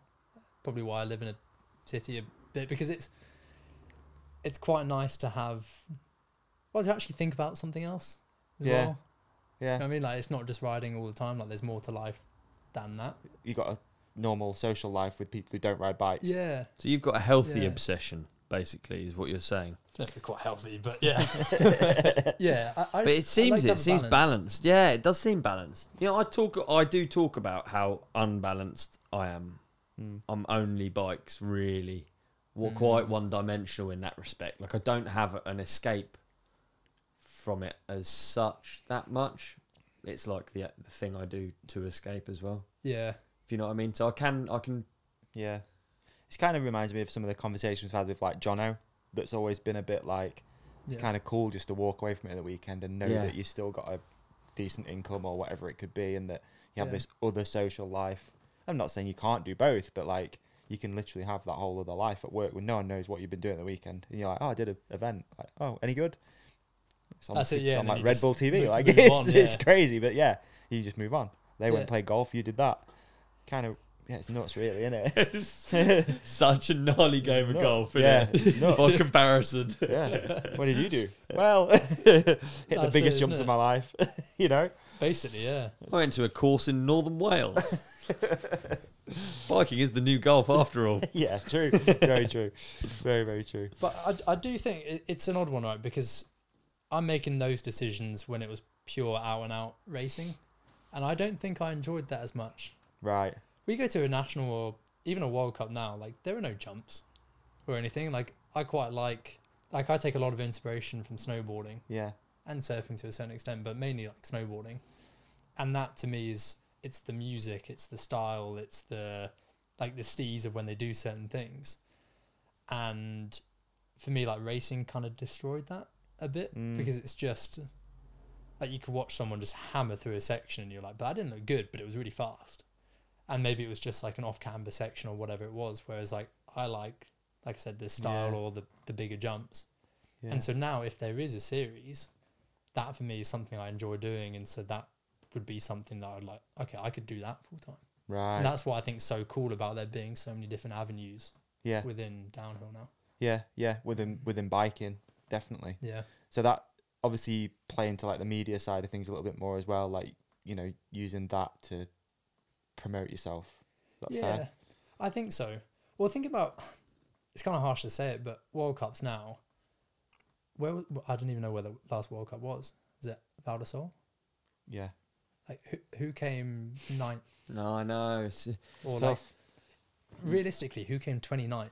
Yeah. Because that is a solid. You're in the top 60. Yeah, you're really killing it. You are absolutely amazing. Like, and full credit for and you don't go down the track slow and getting 29th. Yeah. Like, you are on the edge. And it's small margins now. Yeah. You could be on the top step type thing, and it's like you don't really get the recognition for it. Yeah. And then like again, like are you happy with that? That all then comes down to mentality. Like, are you happy with top 30 or not? And then like if you're not happy, your sponsor's happy, and then that's I think where the negative spiral can can happen. Yeah. From what you're saying, it sounds like you've actually worked out the balance for yourself. Because it sounds like if there was a series of these big jump events that are still races, it might change something and it might make you feel like you used to about racing. Yeah, I think so. I mean, I still do enjoy racing, but I mean, Yeah. just without the pressure, I just do it because I want to do it type thing. Yeah. Whereas, yeah, if there was a series, for example, a hardline, like, yeah, I'd be well up for that. Was there a point throughout racing where you realised this, of like, this is a bit much now, I'm not enjoying this, and I'm halfway across the world? Do you know what I mean? Yeah. Or is it like a slow burn? Yeah, there was actually, I think it was like Leogang, Austria. I don't know if it was that year or maybe the year after. I think it was probably the year after. I remember just like speaking to my mates at university about it, and they were just like, just, why are you putting so much pressure on yourself then? What you were talking about, like how much pressure you're putting on yourself, Yeah. and like, Yeah, just like you're enjoying it, Yeah. traveling all over the world. It's just, it's so easy to come across as like really ungrateful though, isn't it? Because you're like traveling the world, having the best time, and I think it's a trouble actually with social media these days. Like you could follow anyone on the circuit, and you could be like, man, these guys are having the best time ever. You know, deep down, they're actually under a lot of pressure, not enjoying it. Yeah. So it's a I think you always have to remember there's still a business behind it, right? And brands are still wanting to promote bikes, sell bikes, and if you're not doing that well, that's it. You are useless to them. Yeah, you know, well, that in a as way. well, and just people are super competitive. Yeah. So then it's like, what are you happy with? Are you only happy with winning? In which case, only one person out of 300 or however many people do that race are going to be happy. Wynn was saying that at each World Cup round he would basically have 12 runs. So he's doing 12 runs of let's say 3-minute track. That is the riding that he's doing. So and then Less on than social 40 media, minutes. you have like 5 slow-mos, some shots from the pits. You watch it, you just think, oh, it's just the best thing ever. It is actually 12 runs per event and then a result and only one guy's happy. It's like, that's the reality of like the pressure and not for everyone, but I can see exactly what you mean. It's not just, social media is wild, eh? Dangerous, I think. Cool at times, but yeah. What's can your be relationship dangerous. like with social media? Is it healthy? I think so. Yeah. So this is where everyone's going to have like a different perception of you, I think, from social media. That's what you can't control, right? But what I would like to come across is what I like doing with it, which is making cool videos. Well, what I think is cool. Yeah. Because I like doing that. I like putting the edits together. Creative I like, outlet. like the music. Yeah, creative outlet. Yeah. And I would hope that gets people to also want to go out and ride. Like that'd be that's what I would want to happen. I'm completely with you. Yeah, that's the dream scenario, isn't it? That someone gets hyped. Yeah. Yeah. And I wouldn't want it to be just something that someone's seeing it as me like boasting or showing off that I'm having a good time all the time. I almost try and show that a bit more now that, like, for example, when I work, because I know that I can have actually a good day at work. Like I do enjoy my work, but I could be at the office. Like last week, I didn't leave the office before like 8, 9 at night every single day. Right. And then having to go to the gym afterwards till 11 o'clock at night and whatever. And so I'm super tired, stressed out. I can be at the office, like I said, at 8 o'clock, and I could go on social media really quickly and see someone having the best time ever in Queenstown or Whistler right now, for example. Yeah. And you're a bit like, it just makes you feel crap about yourself. Yeah. And so it's like, I think there's such a fine line between trying to get someone to go out and ride and have fun and get into the sport, and then showing off in a weird way, and then make someone actually feel bad about themselves. It's a very fine line. You're self-aware and you're still saying it makes you, you're aware of what's going on and you're saying it makes you feel crap about yourself. Yeah. Like, think how many people don't have that angle on it. Yeah. Like It's really scary thought. When you think about that over a population, it is wild, isn't it? I don't know how it can come with instructions, user guidelines. I don't know. Yeah. And I don't think people should just not. I think it's important just to be really transparent, like you were saying, like show all aspects of the life journey, not just your highlight reel. But it's also really hard not to just show your highlight reel. Well, but you know what's interesting though is, so when I first started riding bikes, we did it for the love of it. We would go down, like I said, after school, at the weekends. We didn't have phones. Yeah. I'd phone up my mate down the road. Hi, can I speak to, Connor, please, miss, whoever? And then they're like, yeah, let me go find him. It's so And then true. it's like, just tell him I'll be there in 10 minutes. And then you cycle around to his house, you pick him up or something, and then you go bike. Yeah. And then you go down the woods all day. Your parents don't know where you are. You come back filthy, you know, coated in mud. You've had the best time ever. And you don't know what's happened outside of your circle. Mm. And so for all you know, you've had the best day. Whereas now, you film that, you see people out in Whistler, there's always going to be someone who's had a potentially better day. Yeah. Then you can feel bad about it. So it's I think you're just more open to everything else going on around you, whereas before you had the luxury of ignorance. Yeah. Head in the think. sand. I think Yeah. I haven't built a clear picture of my true thoughts and feelings on it, because I know it can, lots of things can have a negative effect. Sugary cake can have those flapjacks we had, they're delightful. Oh, they are good. But too many of them is bad. And like, I kind of feel the same with social media, because it also, you see kids filming each other hitting a turn, and it's part of it now. And it Yeah. wasn't part of it when all of us started riding, but it is like a part of it. And you can't watch it and think it's negative, because it's like an extension of the session. They've had this session, they filmed each other, and then they're commenting on it, and then they're sharing each other's things. Like, I see like local kids, it's really cool. Yeah. It's a cool part of riding that didn't exist when I was younger. I wish it did. It would have been rad. Yeah. They almost need like a different version of it though. Yeah. That's the thing. The bit- non-addictive or guidelines, or like just some way of Yeah. limiting its Limiting effect or its potential damage. That it, But Yeah. think of the progression, I think, from social media in a weird way. Oh. Like, argument's sake, you could go to a bike park and you could try a new gap. You put it on social media, I guarantee 100 other people then try it the Yeah. week after. that gap was already there. Yeah. It's never been done. Like it took the video to make Everyone 10 else other then people it. do To it. open the gap. like that. And then That's that becomes the norm, and then it's like the next big thing. So I think it does progress the sport. It's just no when doubt. is enough? Yeah. I think. Yeah, yeah, I'm with you. Now, I've never thought about it like you just did, about like I haven't quite formed my opinion yet. I know what my opinion is that I'm not really a fan of it. I don't like when I end up in these cycles of scrolling, Yeah. and you realise like, No, time's that's gone. awful. I hate all Yeah. that stuff, but at the same time, it's really difficult not to, and especially when you work in it. We all work in it. And it gives you a lot. It gives It gives a lot. gives man. you all this Wouldn't be doing access this if and it all this- wasn't for it. Yes, Literally and that's wouldn't. positive. Yeah, really It's- positive. Yeah, how hard is it to... if Anyone has a manual, please let us know. I'd love what to would the know manual. guidelines be? It's Yeah. so hard, isn't Yeah, it? Yeah. I don't That's know. the thing. I just think, yeah, if anything, like, so many users are on it and no one's paying for it, and you just Yeah. got to think then, like, what is the currency? And it's Yes. like Yeah, your it's a time, great your, way. your attention. That is a great way of looking at it. You are the currency. Maybe just do it on the toilet.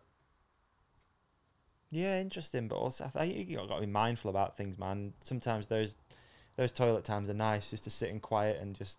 Okay, you want to keep them pure. You don't want to like I taint them. I don't. With I the don't take. internet. I take a book in the bathroom a lot. Do you? You really drag them out. Yeah, not a magazine, a book. You really drag it out, mate. I'm in out, so I can get back on social media. And I think also. So good. So when did the YT thing happen as well? So you said you rode the first hardline on a Kona. Yep. Yeah, and then I think it was all off the back of that hardline, actually, You think? in a weird way. Yeah. Yeah. Where was your career at that first hardline thing? Where would you say your career's at? From a mountain biking perspective, or Yeah, outside of that. yeah, mountain biking perspective. At that, sorry, again, I'm double barreling you. But at that point, had you made this decision like it's just going to be for fun, or were you still chasing that? Yeah, it was still Thinking- for fun at still that fun. stage. Yeah. Okay. Yeah. So at that point, because I'd been living in France for a couple of years and still riding a lot. Yeah. Like I was living in Paris, but then spending most weekends in the Alps. Nice. Yeah, just like getting the train basically and just living in the sick. Alps. So that was pretty cool. Yeah. Just riding loads, but not really competing. And I think a lot of people thought I just went off the radar Yeah. a bit, which I probably did to a lot of people. And then, yeah, because of COVID happened, I started doing way more social media, more events, then go onto a hardline.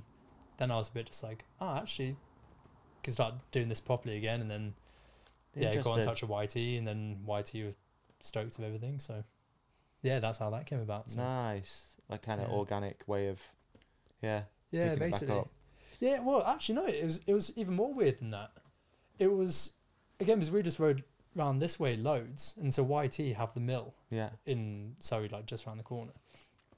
And I rode with this guy for like the whole summer, and like, but obviously like knew him really well, and well, I thought I knew him really well. And like, you just never really ask what people do you That's in the mountain brilliant, biking man. industry? That's I don't great. think, do Yeah, you? you Like, I just think sort of everyone, don't care. You're just all about biking, aren't you? yeah. It's like, you know, a lot of people in the city, they judge you on like what you do, don't they?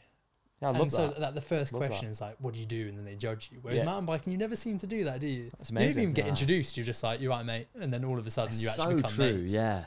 And then you just like, you like him because you have a good time. Yeah. And anyway, so I just rode with him all the time and all sorts. And he kept mentioning about YT. And I was just like, I just likes YT. Yeah, it really It likes tu- yeah. Anyway, it turns out Well, he's after got all the these cap. months that he actually worked for YT in the mill. And so he actually then was like, I really want to get you on. That's what he kept on saying. He was like, I want to get you on YT. And I was like, yeah, I'd like to be on YT too, but cool.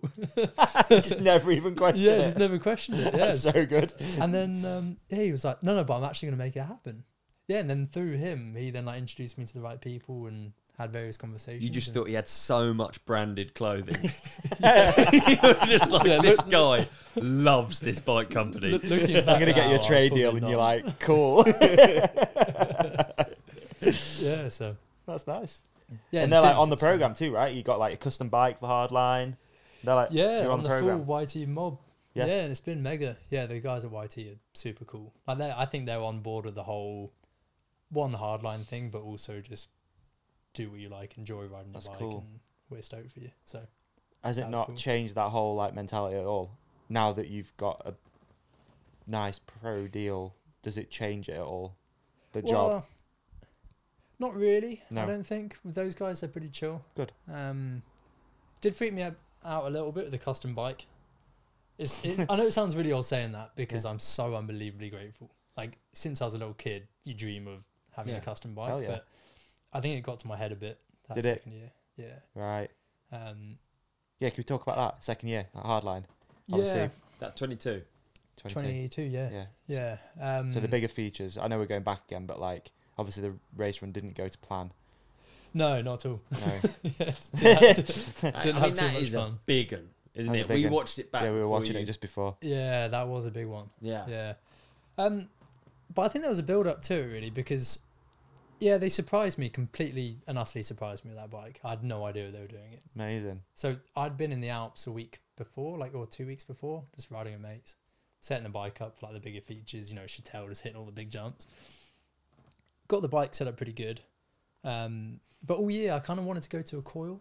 I was on an air shock all year. And I was like, I really want to try a coil. I think it'd be better. Yeah.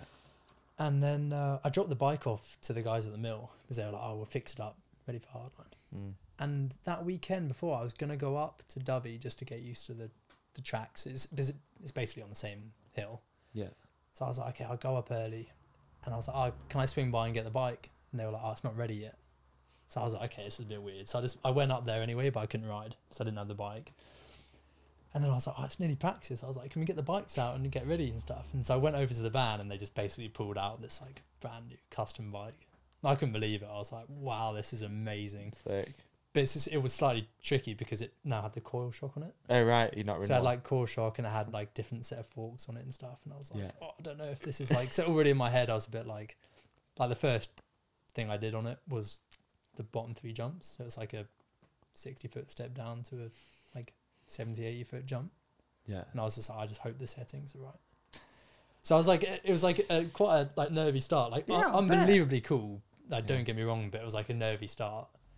And then all through practice, I actually felt good, like quietly confident. And then everyone started showing up because the year before of COVID, there was no one there. Mm. And then this time around, Oh, you mean fans? yeah. Yeah, So spectators. all of a and sudden, stuff. there's like thousands of people. And I think that morning or like overnight, it rained.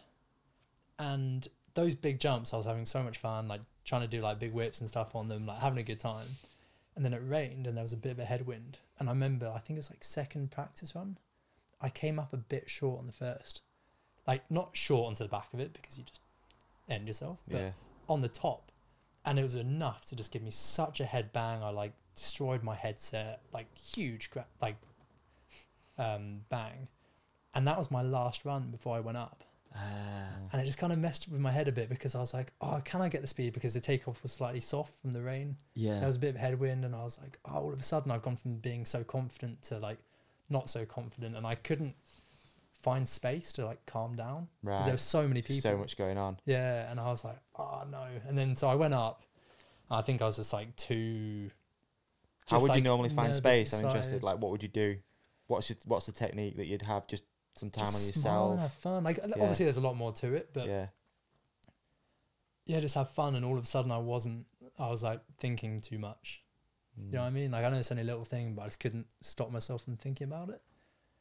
And anyway, so I then like dropped in, and I think I just went too hard. And yeah, I got the first section good in my head, and I was a bit. I remember I came around that like the corner, and I was like, okay, like calm down. Like that was too much. Because that rock slab at the top, Yeah. hardest and scariest bit on the track. That's horrible, isn't it? That looks just where you see people come in cautious and they're not cautious individuals. It's like makes And you that think, section doesn't caught it? loads of people out that year, right? I mean, Yeah. it caught Bernard out as well in his race Yeah. win at the end, and like a Yeah. few people crashed on that slab. That's it. So I came on that first corner, I was like, okay, nice. And then there's a little drop, and then you land on this patch of grass just before you go into that slabby, horrendous thing. And I remember I hit it faster than normal, which I never normally do. I normally keep at the same pace from my last practice run, or like a little bit faster. But because I hit it faster, I didn't have time to brake on the grass. Right. Because before I could even touch the brakes, my front wheel was on the rock, and you can't brake on the rock. Yeah. Like, you just slide. Yeah. So I just didn't brake. From like, if you watch the video back from like the first jump to hit in the corner, I don't brake. And so I was just Passenger like, at this point. I was like, wow, that was scary. And then I came on the next section. That's where I thought to myself, just like, calm down. Yeah. And it's that whole thing, again, why I did a lot of coaching, because the worst thing you can do is like think back and not think forward. Yeah. It's like, what's it called? It's like praising yourself and what you've done, like the section before. Anyway, and that thought, as I thought that, I clipped the tree. So it was like a millisecond of like, calm down, poof. And I just clipped it with my little finger, and it was enough just to put my front wheel on this like real slippery rock. Right. And so it just shot me off course. I thought I was going like quite slow, but you can see on the video that at that point I'm already Travelling, going too aren't fast. you? Yeah. Because it's quite steep. You just didn't realise. Mm. So I was like, oh, I could either hit those trees, or I could maybe try and Do like, a front flip. not a front flip, but I was like, I thought I'd hit the deck and just like kind of stop before the drop. Oh. Because you know, you just think you're going really Right, slow. yeah, I you're just thought I was trying to going like slow. hit stuff, you're trying to like slow down. I know Yeah. exactly So what I you was mean. a bit like, because you know, I feel like when you get to a point, you know how to crash. don't you? Yeah. It sounds odd, but I was like, okay, I'm going down, but like, don't want to hit these trees. These trees don't move. Yeah. So I was like, I don't want to hit those.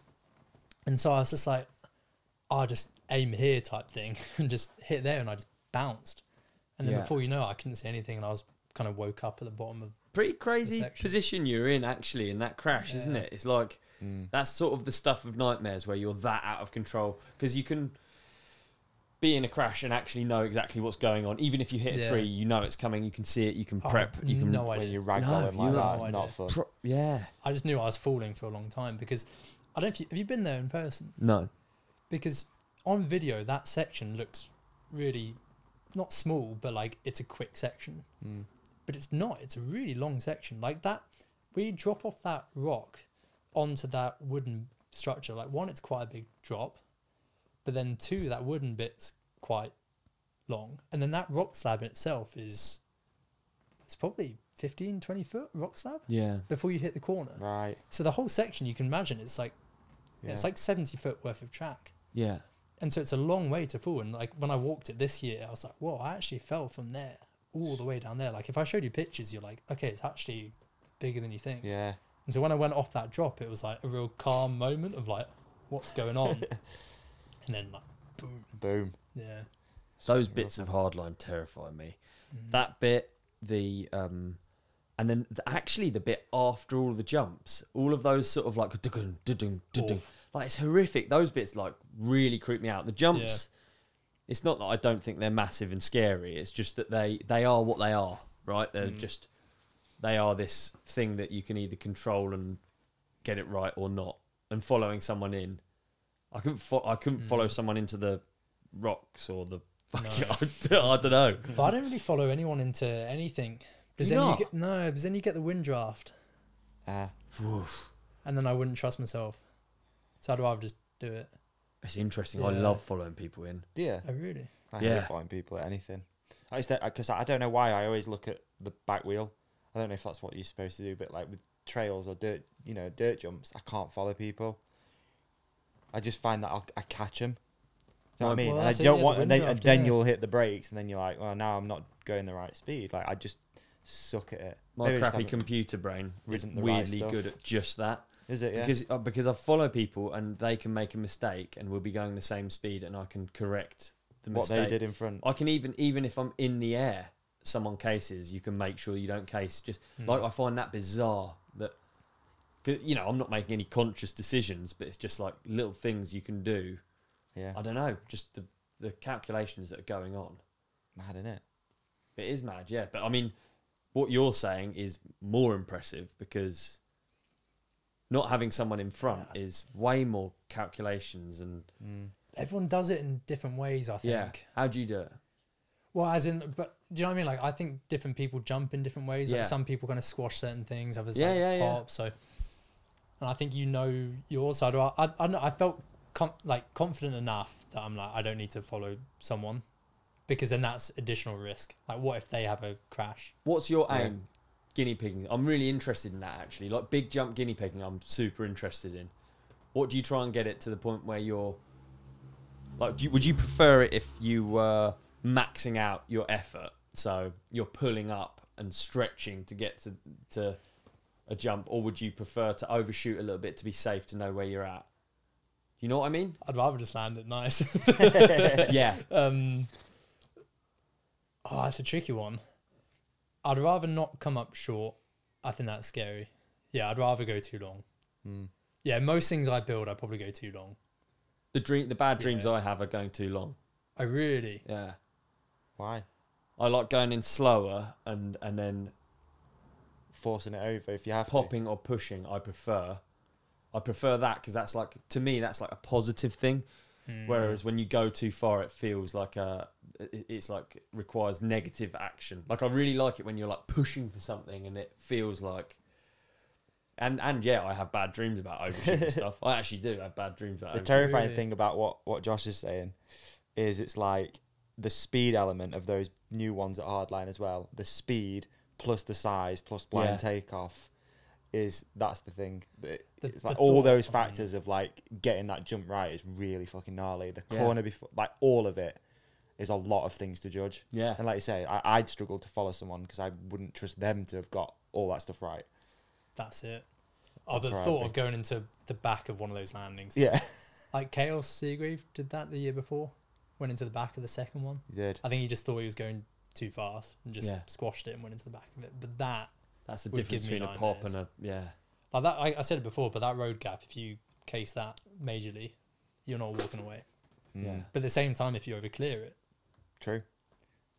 you're not walking away. So true. So do people often at Hardline not following each other in? I think Yeah, quite- you know what? Yeah, a few people just hit it. yeah. A lot of people do train it. Yeah, a lot of people do train it.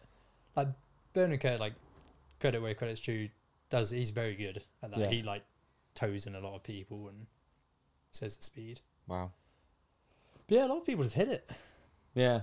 That's interesting. Because you've got to get into that mentality. It's like a of- battle with yourself.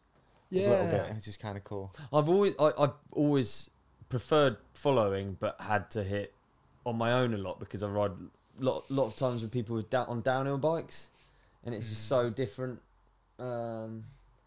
If you're not on the same travel bike, I feel like it's way harder to judge. Like, Yeah. do you know what I mean? Like, you can go way quicker on a downhill bike, or you can go way slower on a smaller travel bike. I feel like, Yeah. but Yeah. What's the perfect setup at Hardline for a bike? Like, what do you do? rock solid. Is it, yeah? Is Yeah. it? Yeah, I went up all year I've been on a 425 spring, which has been too soft actually. I should really been on a 450, and I went up to a 525. Really? Yeah. Yeah. Wow. But I quite like that. I might actually just stick with that now. But Yeah, you go up. Yeah, massive.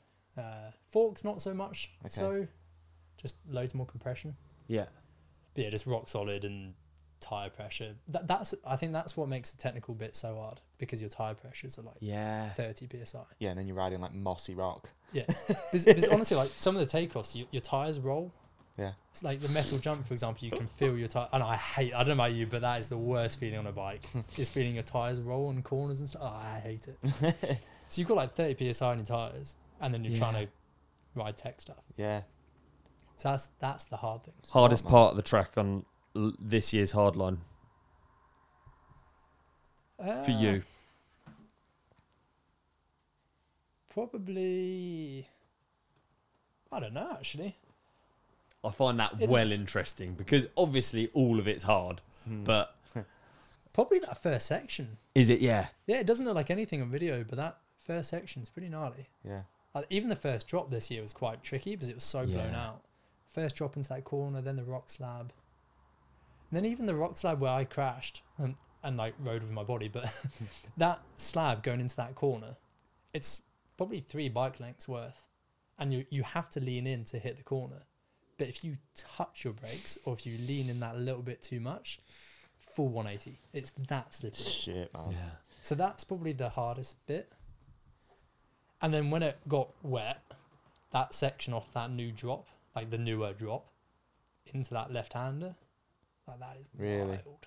That is so wild. Like in the dry, you can't slow down. And in the wet, just like, see You're it. going. Yeah.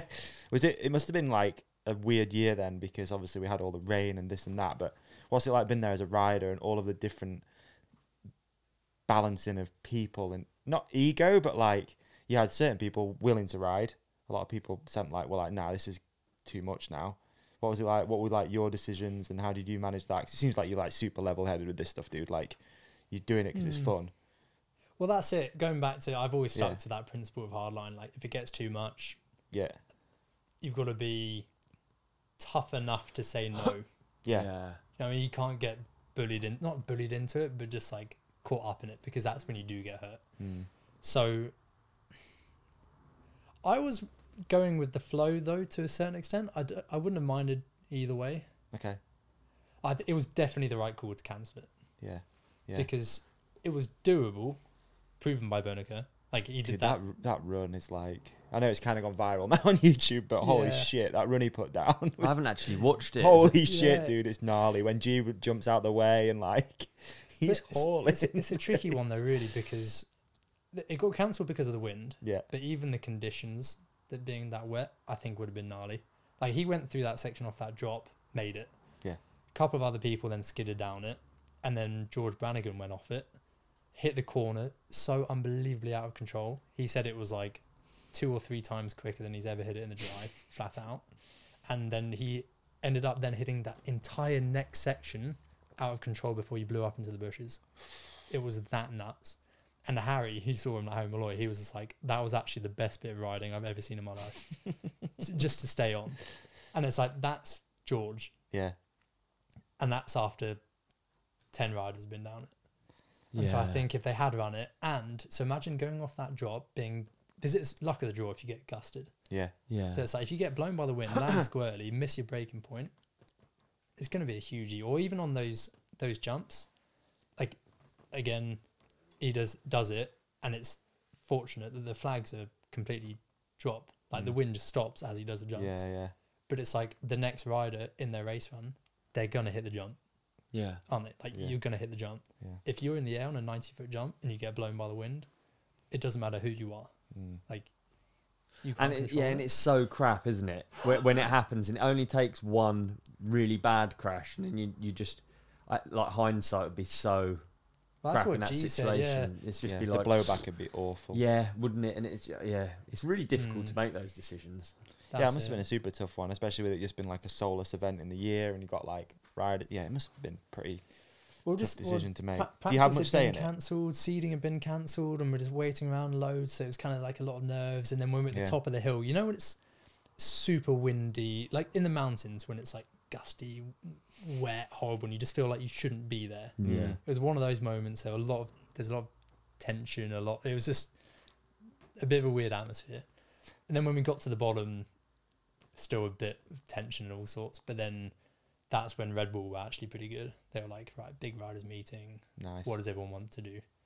And that's where G was actually just like, we can look back at this moment. I can't remember exactly what he said, but it was something along the lines of Heroic. Was it yeah, heroic? it was actually. It was like a real Was it a good captain. G He'd be a good moment? captain. He would, yeah. But he was a bit just like, we can look back at this moment, and if someone crashes and ends up in intensive care, we could have stopped that from happening. Yeah. And it's What like, do so you I say think after it was, that? It's like, yeah, it's fair, dude. yeah, Yeah, like, done. Yeah. Something like the right decision for sure. so I think it was. It's a Yeah. massive shame, but it was the right decision. Yeah, Um, yeah. What do you think of a series? Do you think it'll happen? I hope so. Yeah, I do. I hope so. I think it'd be awesome. Yeah. I think it's what the sport needs. Like downhill is cool, but it needs more jumps. And Do you follow downhill? I do, yeah. Yeah? I do. Okay. Well, I tell you what I love is actually the Crankworx series. We were talking about that this morning. They've done a really good job of broadcasting it and stuff like that as well. Yeah, how Really good is to that? watch, yeah. So I think that would be my plan next year is Crankworx series and. Did you just did Innsbruck? Yeah, I did. You did Innsbruck. Innsbruck. Yeah. Okay. Oh, what an event!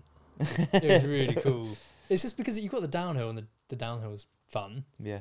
but then you've also got all the other disciplines going on. Yeah. There's actually a big crowd there, and everyone's into different things. You've got music, you've got an atmosphere. It actually feels like a really cool event. Yeah. And you've got like the whip off, which unfortunately I missed because my bike didn't arrive Oh. at the airport. That was actually the only reason why I wanted to go. Really? Yeah. How come you're not at Whistler? Is there a reason or like? Oh, I just can't get time off work. Really? Well, I probably could, but it's like after Hardline and then Yeah. taking more time off. I just can't. Next year, next year, I'll just get more organised. Well, yeah, we'll see what happens next year, but I'd like to. Yeah. But I only wanted to go to Innsbruck because that whip-off jump with the view in the Oh mountains. man, yeah. I've never ridden it or anything, but it Neither. looks amazing. Yeah. You know, you see the pictures of like Cade and Chaos and all Yeah. that, and you're just like, Just want to go get the Ferrari. yeah, that's it. That was the only reason why I wanted to go, and then my bike didn't turn up. But I did the scrub off.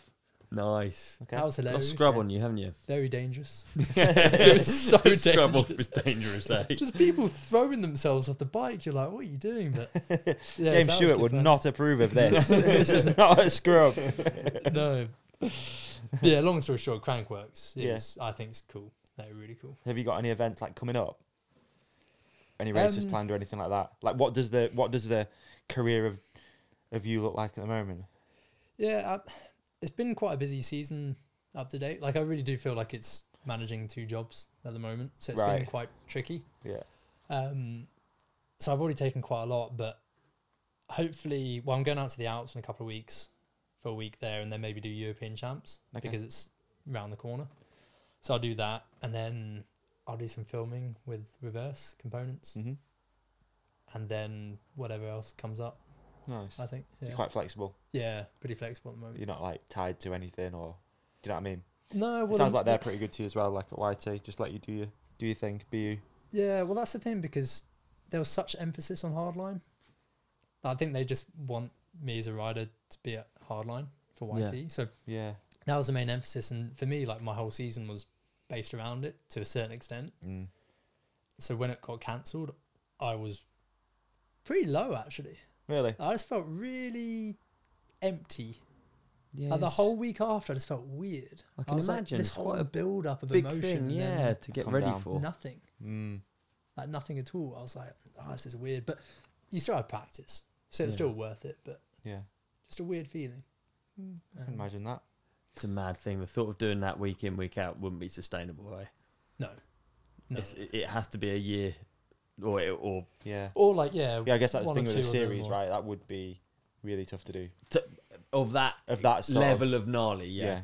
Yeah. Like, or would it? Or do you make it the new normal, like we were talking about earlier? I don't know, but Yeah. But I think it can be safe. yeah. That's it. Because of how much practice you have, like I said, you don't need to rush and do everything. I think it can be safe. It's just whether or not they take it a whole new level again. Yeah. But I think it is. It can be safe, yeah. Yeah. Yeah, I wonder what there is planned up there. It's kind of scary to think, isn't it? Yeah. Can it Oh, get who knows? gnarlier? Well, that's the thing. I feel like everyone tries to outdo each Yeah. other with everything, and it's only going to be the same with Hardline, isn't it? How do you make it bigger and gnarlier. It's very true. So who knows? I might be busy next year. Oh, sorry, I'm working. Funny. Cool. We got some listener questions. Have we? Oh, let's do a few listener cues then. Shall we do them?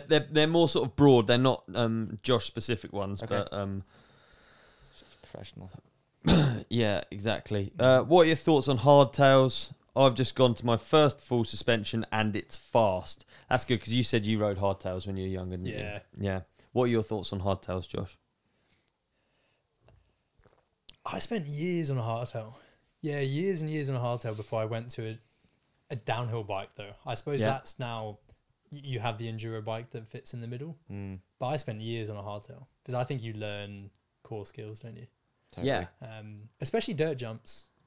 Would I you think- put it down to you being good at jumping through your time on Dirt jumps. hardtail? Yeah, definitely. Would it be? Yeah. Yeah, hugely. What dirt jumps you got by you? What are the local Well, trails? growing up, we had pork. Right. Yeah. So they were actually pretty good. Mate, that was like a really early bike part, really, wasn't it? Pork. Yeah. They were really good, yeah. And they were the biggest things as well back then, They weren't were they? pretty big, yeah. Yeah. Okay. But I don't know. I don't ride dirt jumps as much at the moment, just because, yeah, pork's not there anymore.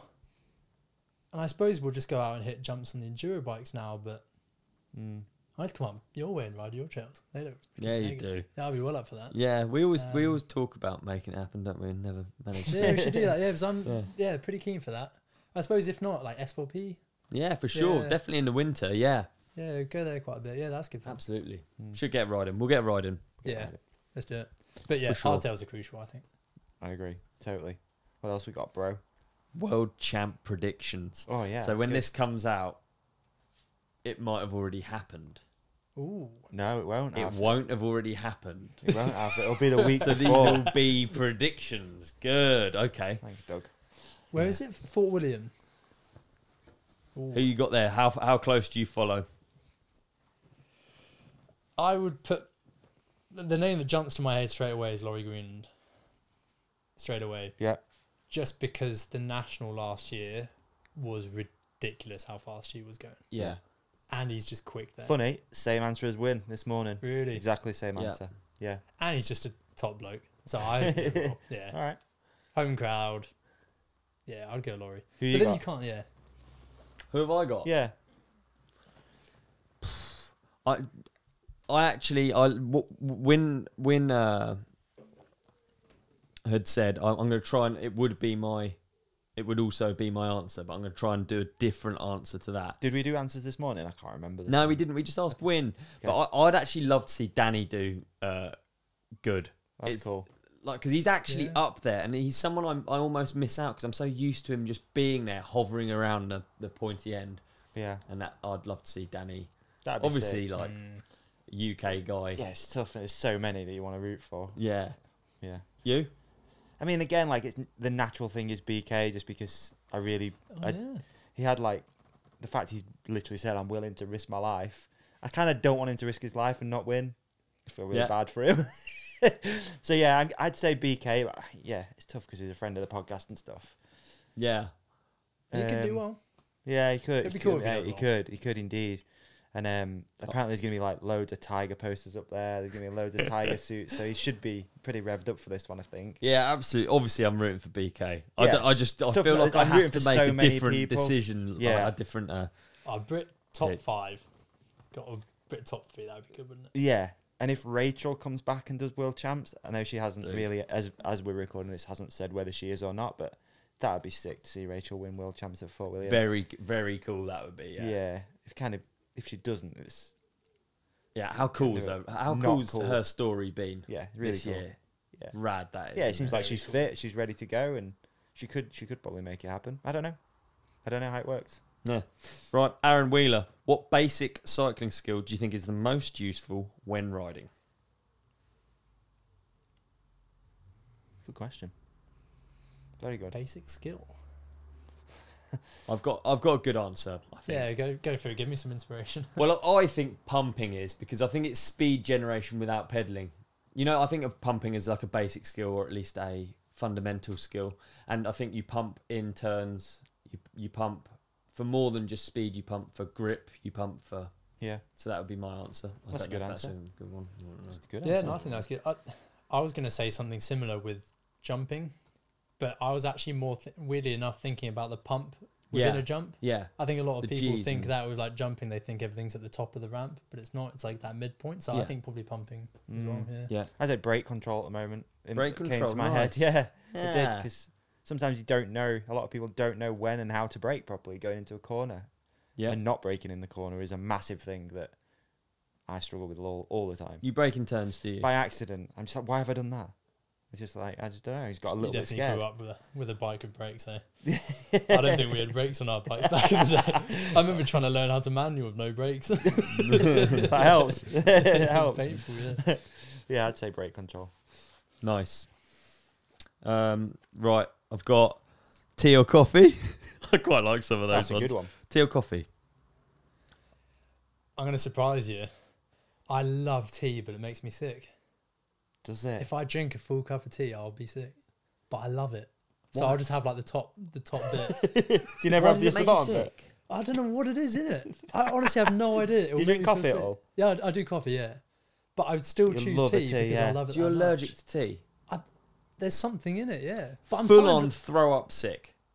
Yeah. But I Mate, we love got it. So I'll work have that. like the top bit, and that'll do me. But if I have the full mug, like I won't be physically sick all the time, but like You get I'll queasy. feel real bad, yeah.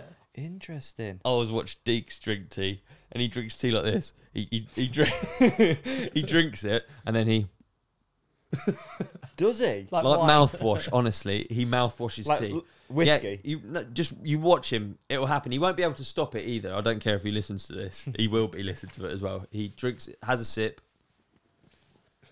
Wow. every time. He's a good lad, isn't he? He is, isn't he? Yeah, I'm I like it. interested. Yeah. I thought you were going to say something just really weird. Because some people, apparently, like tea and coffee. What Yeah, together? no, I like. Oh, together? No. Doug's shaking his head. Yeah, it's called a... What tea? I was going to make a Is name it up like for a it. dirty chai? It should be called toffee. I bet- I don't know if it It is. should be, yeah. It should be. What is it? What's it called then? I don't know.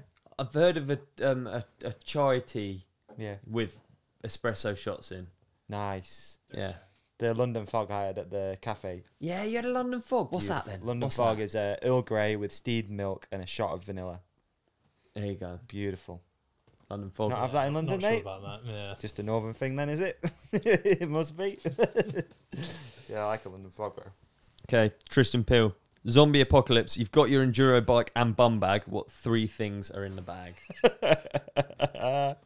That's great. What a Quite good. question. So it's a full-on apocalypse. Yeah. Bike's not a bad thing to have. But you've got a bike, and then 3 other You've items. got an enduro bike, yeah. You got your bum bag. Okay. You can go first. So money, there's no point in having money. It's an apocalypse. Don't need money, don't need card, don't need identification. No. A lighter might be my pick. Hey, there's 3 of us. Let's just pick an item each. One each. Yeah. We've got a lighter in there. We've got a light. I'm bringing fire to the table. Yeah, Like that's pretty it. crucial. I like You it. guys can do earth and wind if you want. Earth and wind. I only just got that. Well, you need something to defend yourself, surely. Okay. Apocalypse. Where is it? Zombie apocalypse. He doesn't specify apocalypse. Oh, I wish If he'd it's zombie- specified. if it's zombie, then you need defense. Yeah. Got to fit in a bum bag though. It really depends, doesn't it? What's a general apocalypse look like? It's like Mad Max vibe, isn't it? Could be nuclear. I'm gonna put in the bum bag. I'm gonna put a jet boil. A jet ball. Okay, yeah. We got to eat. Yeah, you are right, yeah. I'd go for something to filter water. I'd be really practical and boring. We have just given the most... We can make a cup of This tea. is meant to be entertaining. We This is can the make most a cup of tea. boring thing That's ever. it. We're making cups of tea. We're making cups of tea, but there's no tea because there's a zombie Fucking apocalypse. jet boil in a So we've bomb just bag. got hot water. And we're walking around with... We don't even have light for night time. We don't have a... No, but we've got a jet boil which gives off flame. Yeah. So you can set fire to stuff. Easily be able to get those gas cartridges, won't we, from the apocalypse store? Yeah, yeah. Go outdoors is always open. When you, in your mind, you'd be living in the jungle somewhere, wouldn't you? Yeah. Yeah, it'd be like full Tarzan. think? Do you know? I was Yeah. really hoping one of you boys was going to say like a gun, but I didn't have to be the one, so I seemed Yeah, like, I was waiting like for the you peaceful to. one doing like a sensible one. I was trying to like cue you up, so one person has to reveal themselves as the violent person. But given a go again, I'd probably say a gun. Would you? Yeah, Glock. Fleshlight. A Glock, a flashlight, Josh go, and you three. We got a new three. I'm still. That's what dudes do. You just And wank a yourself. water purifier. You can't think of anything else. That's what dudes do. Just wank yourself out of a bad situation. With a gun, like a boss drinking a bit of Brita filtered water. Josh, thanks ever so much for joining us. It's been a fantastic time. Very revealing. Yeah. It has. Thanks for Actually, having me. I love your outlook. Genuinely. Yeah. Keep doing what you're doing. You're killing it. And where can people find you real quick? Well, where's the best place? You got a YouTube channel which is doing... I suppose YouTube, more Instagram. Yeah, which Instagram probably Josh Lowe 33. 33. Yeah, probably probably Instagram. Okay. Appreciate you, man. Thank you for coming on. It's been Yeah. lovely to talk. Has. Likewise. Thanks for having me. And what do we say to end it? Like and subscribe. Peace and love. Dude, I know I say this every time, but that was honestly one of the best episodes. So good. Wasn't it? Mate, no doubt people have watched this, they've enjoyed it, and they want to hang out with us more. So here's a few More. options, right? Yeah. You can watch another clip. That's above, isn't it? Yeah. You can watch another clip, That's over there. subscribe, Behind me. or Yep. go to the comment section and maybe come on holiday with us. Dude, of course, they can come on holiday. We're going away to Mexico for 8 days riding to Oaxaca this Christmas. Click the link in the description. Yeah, we want to go with you. You. See you there. That was good.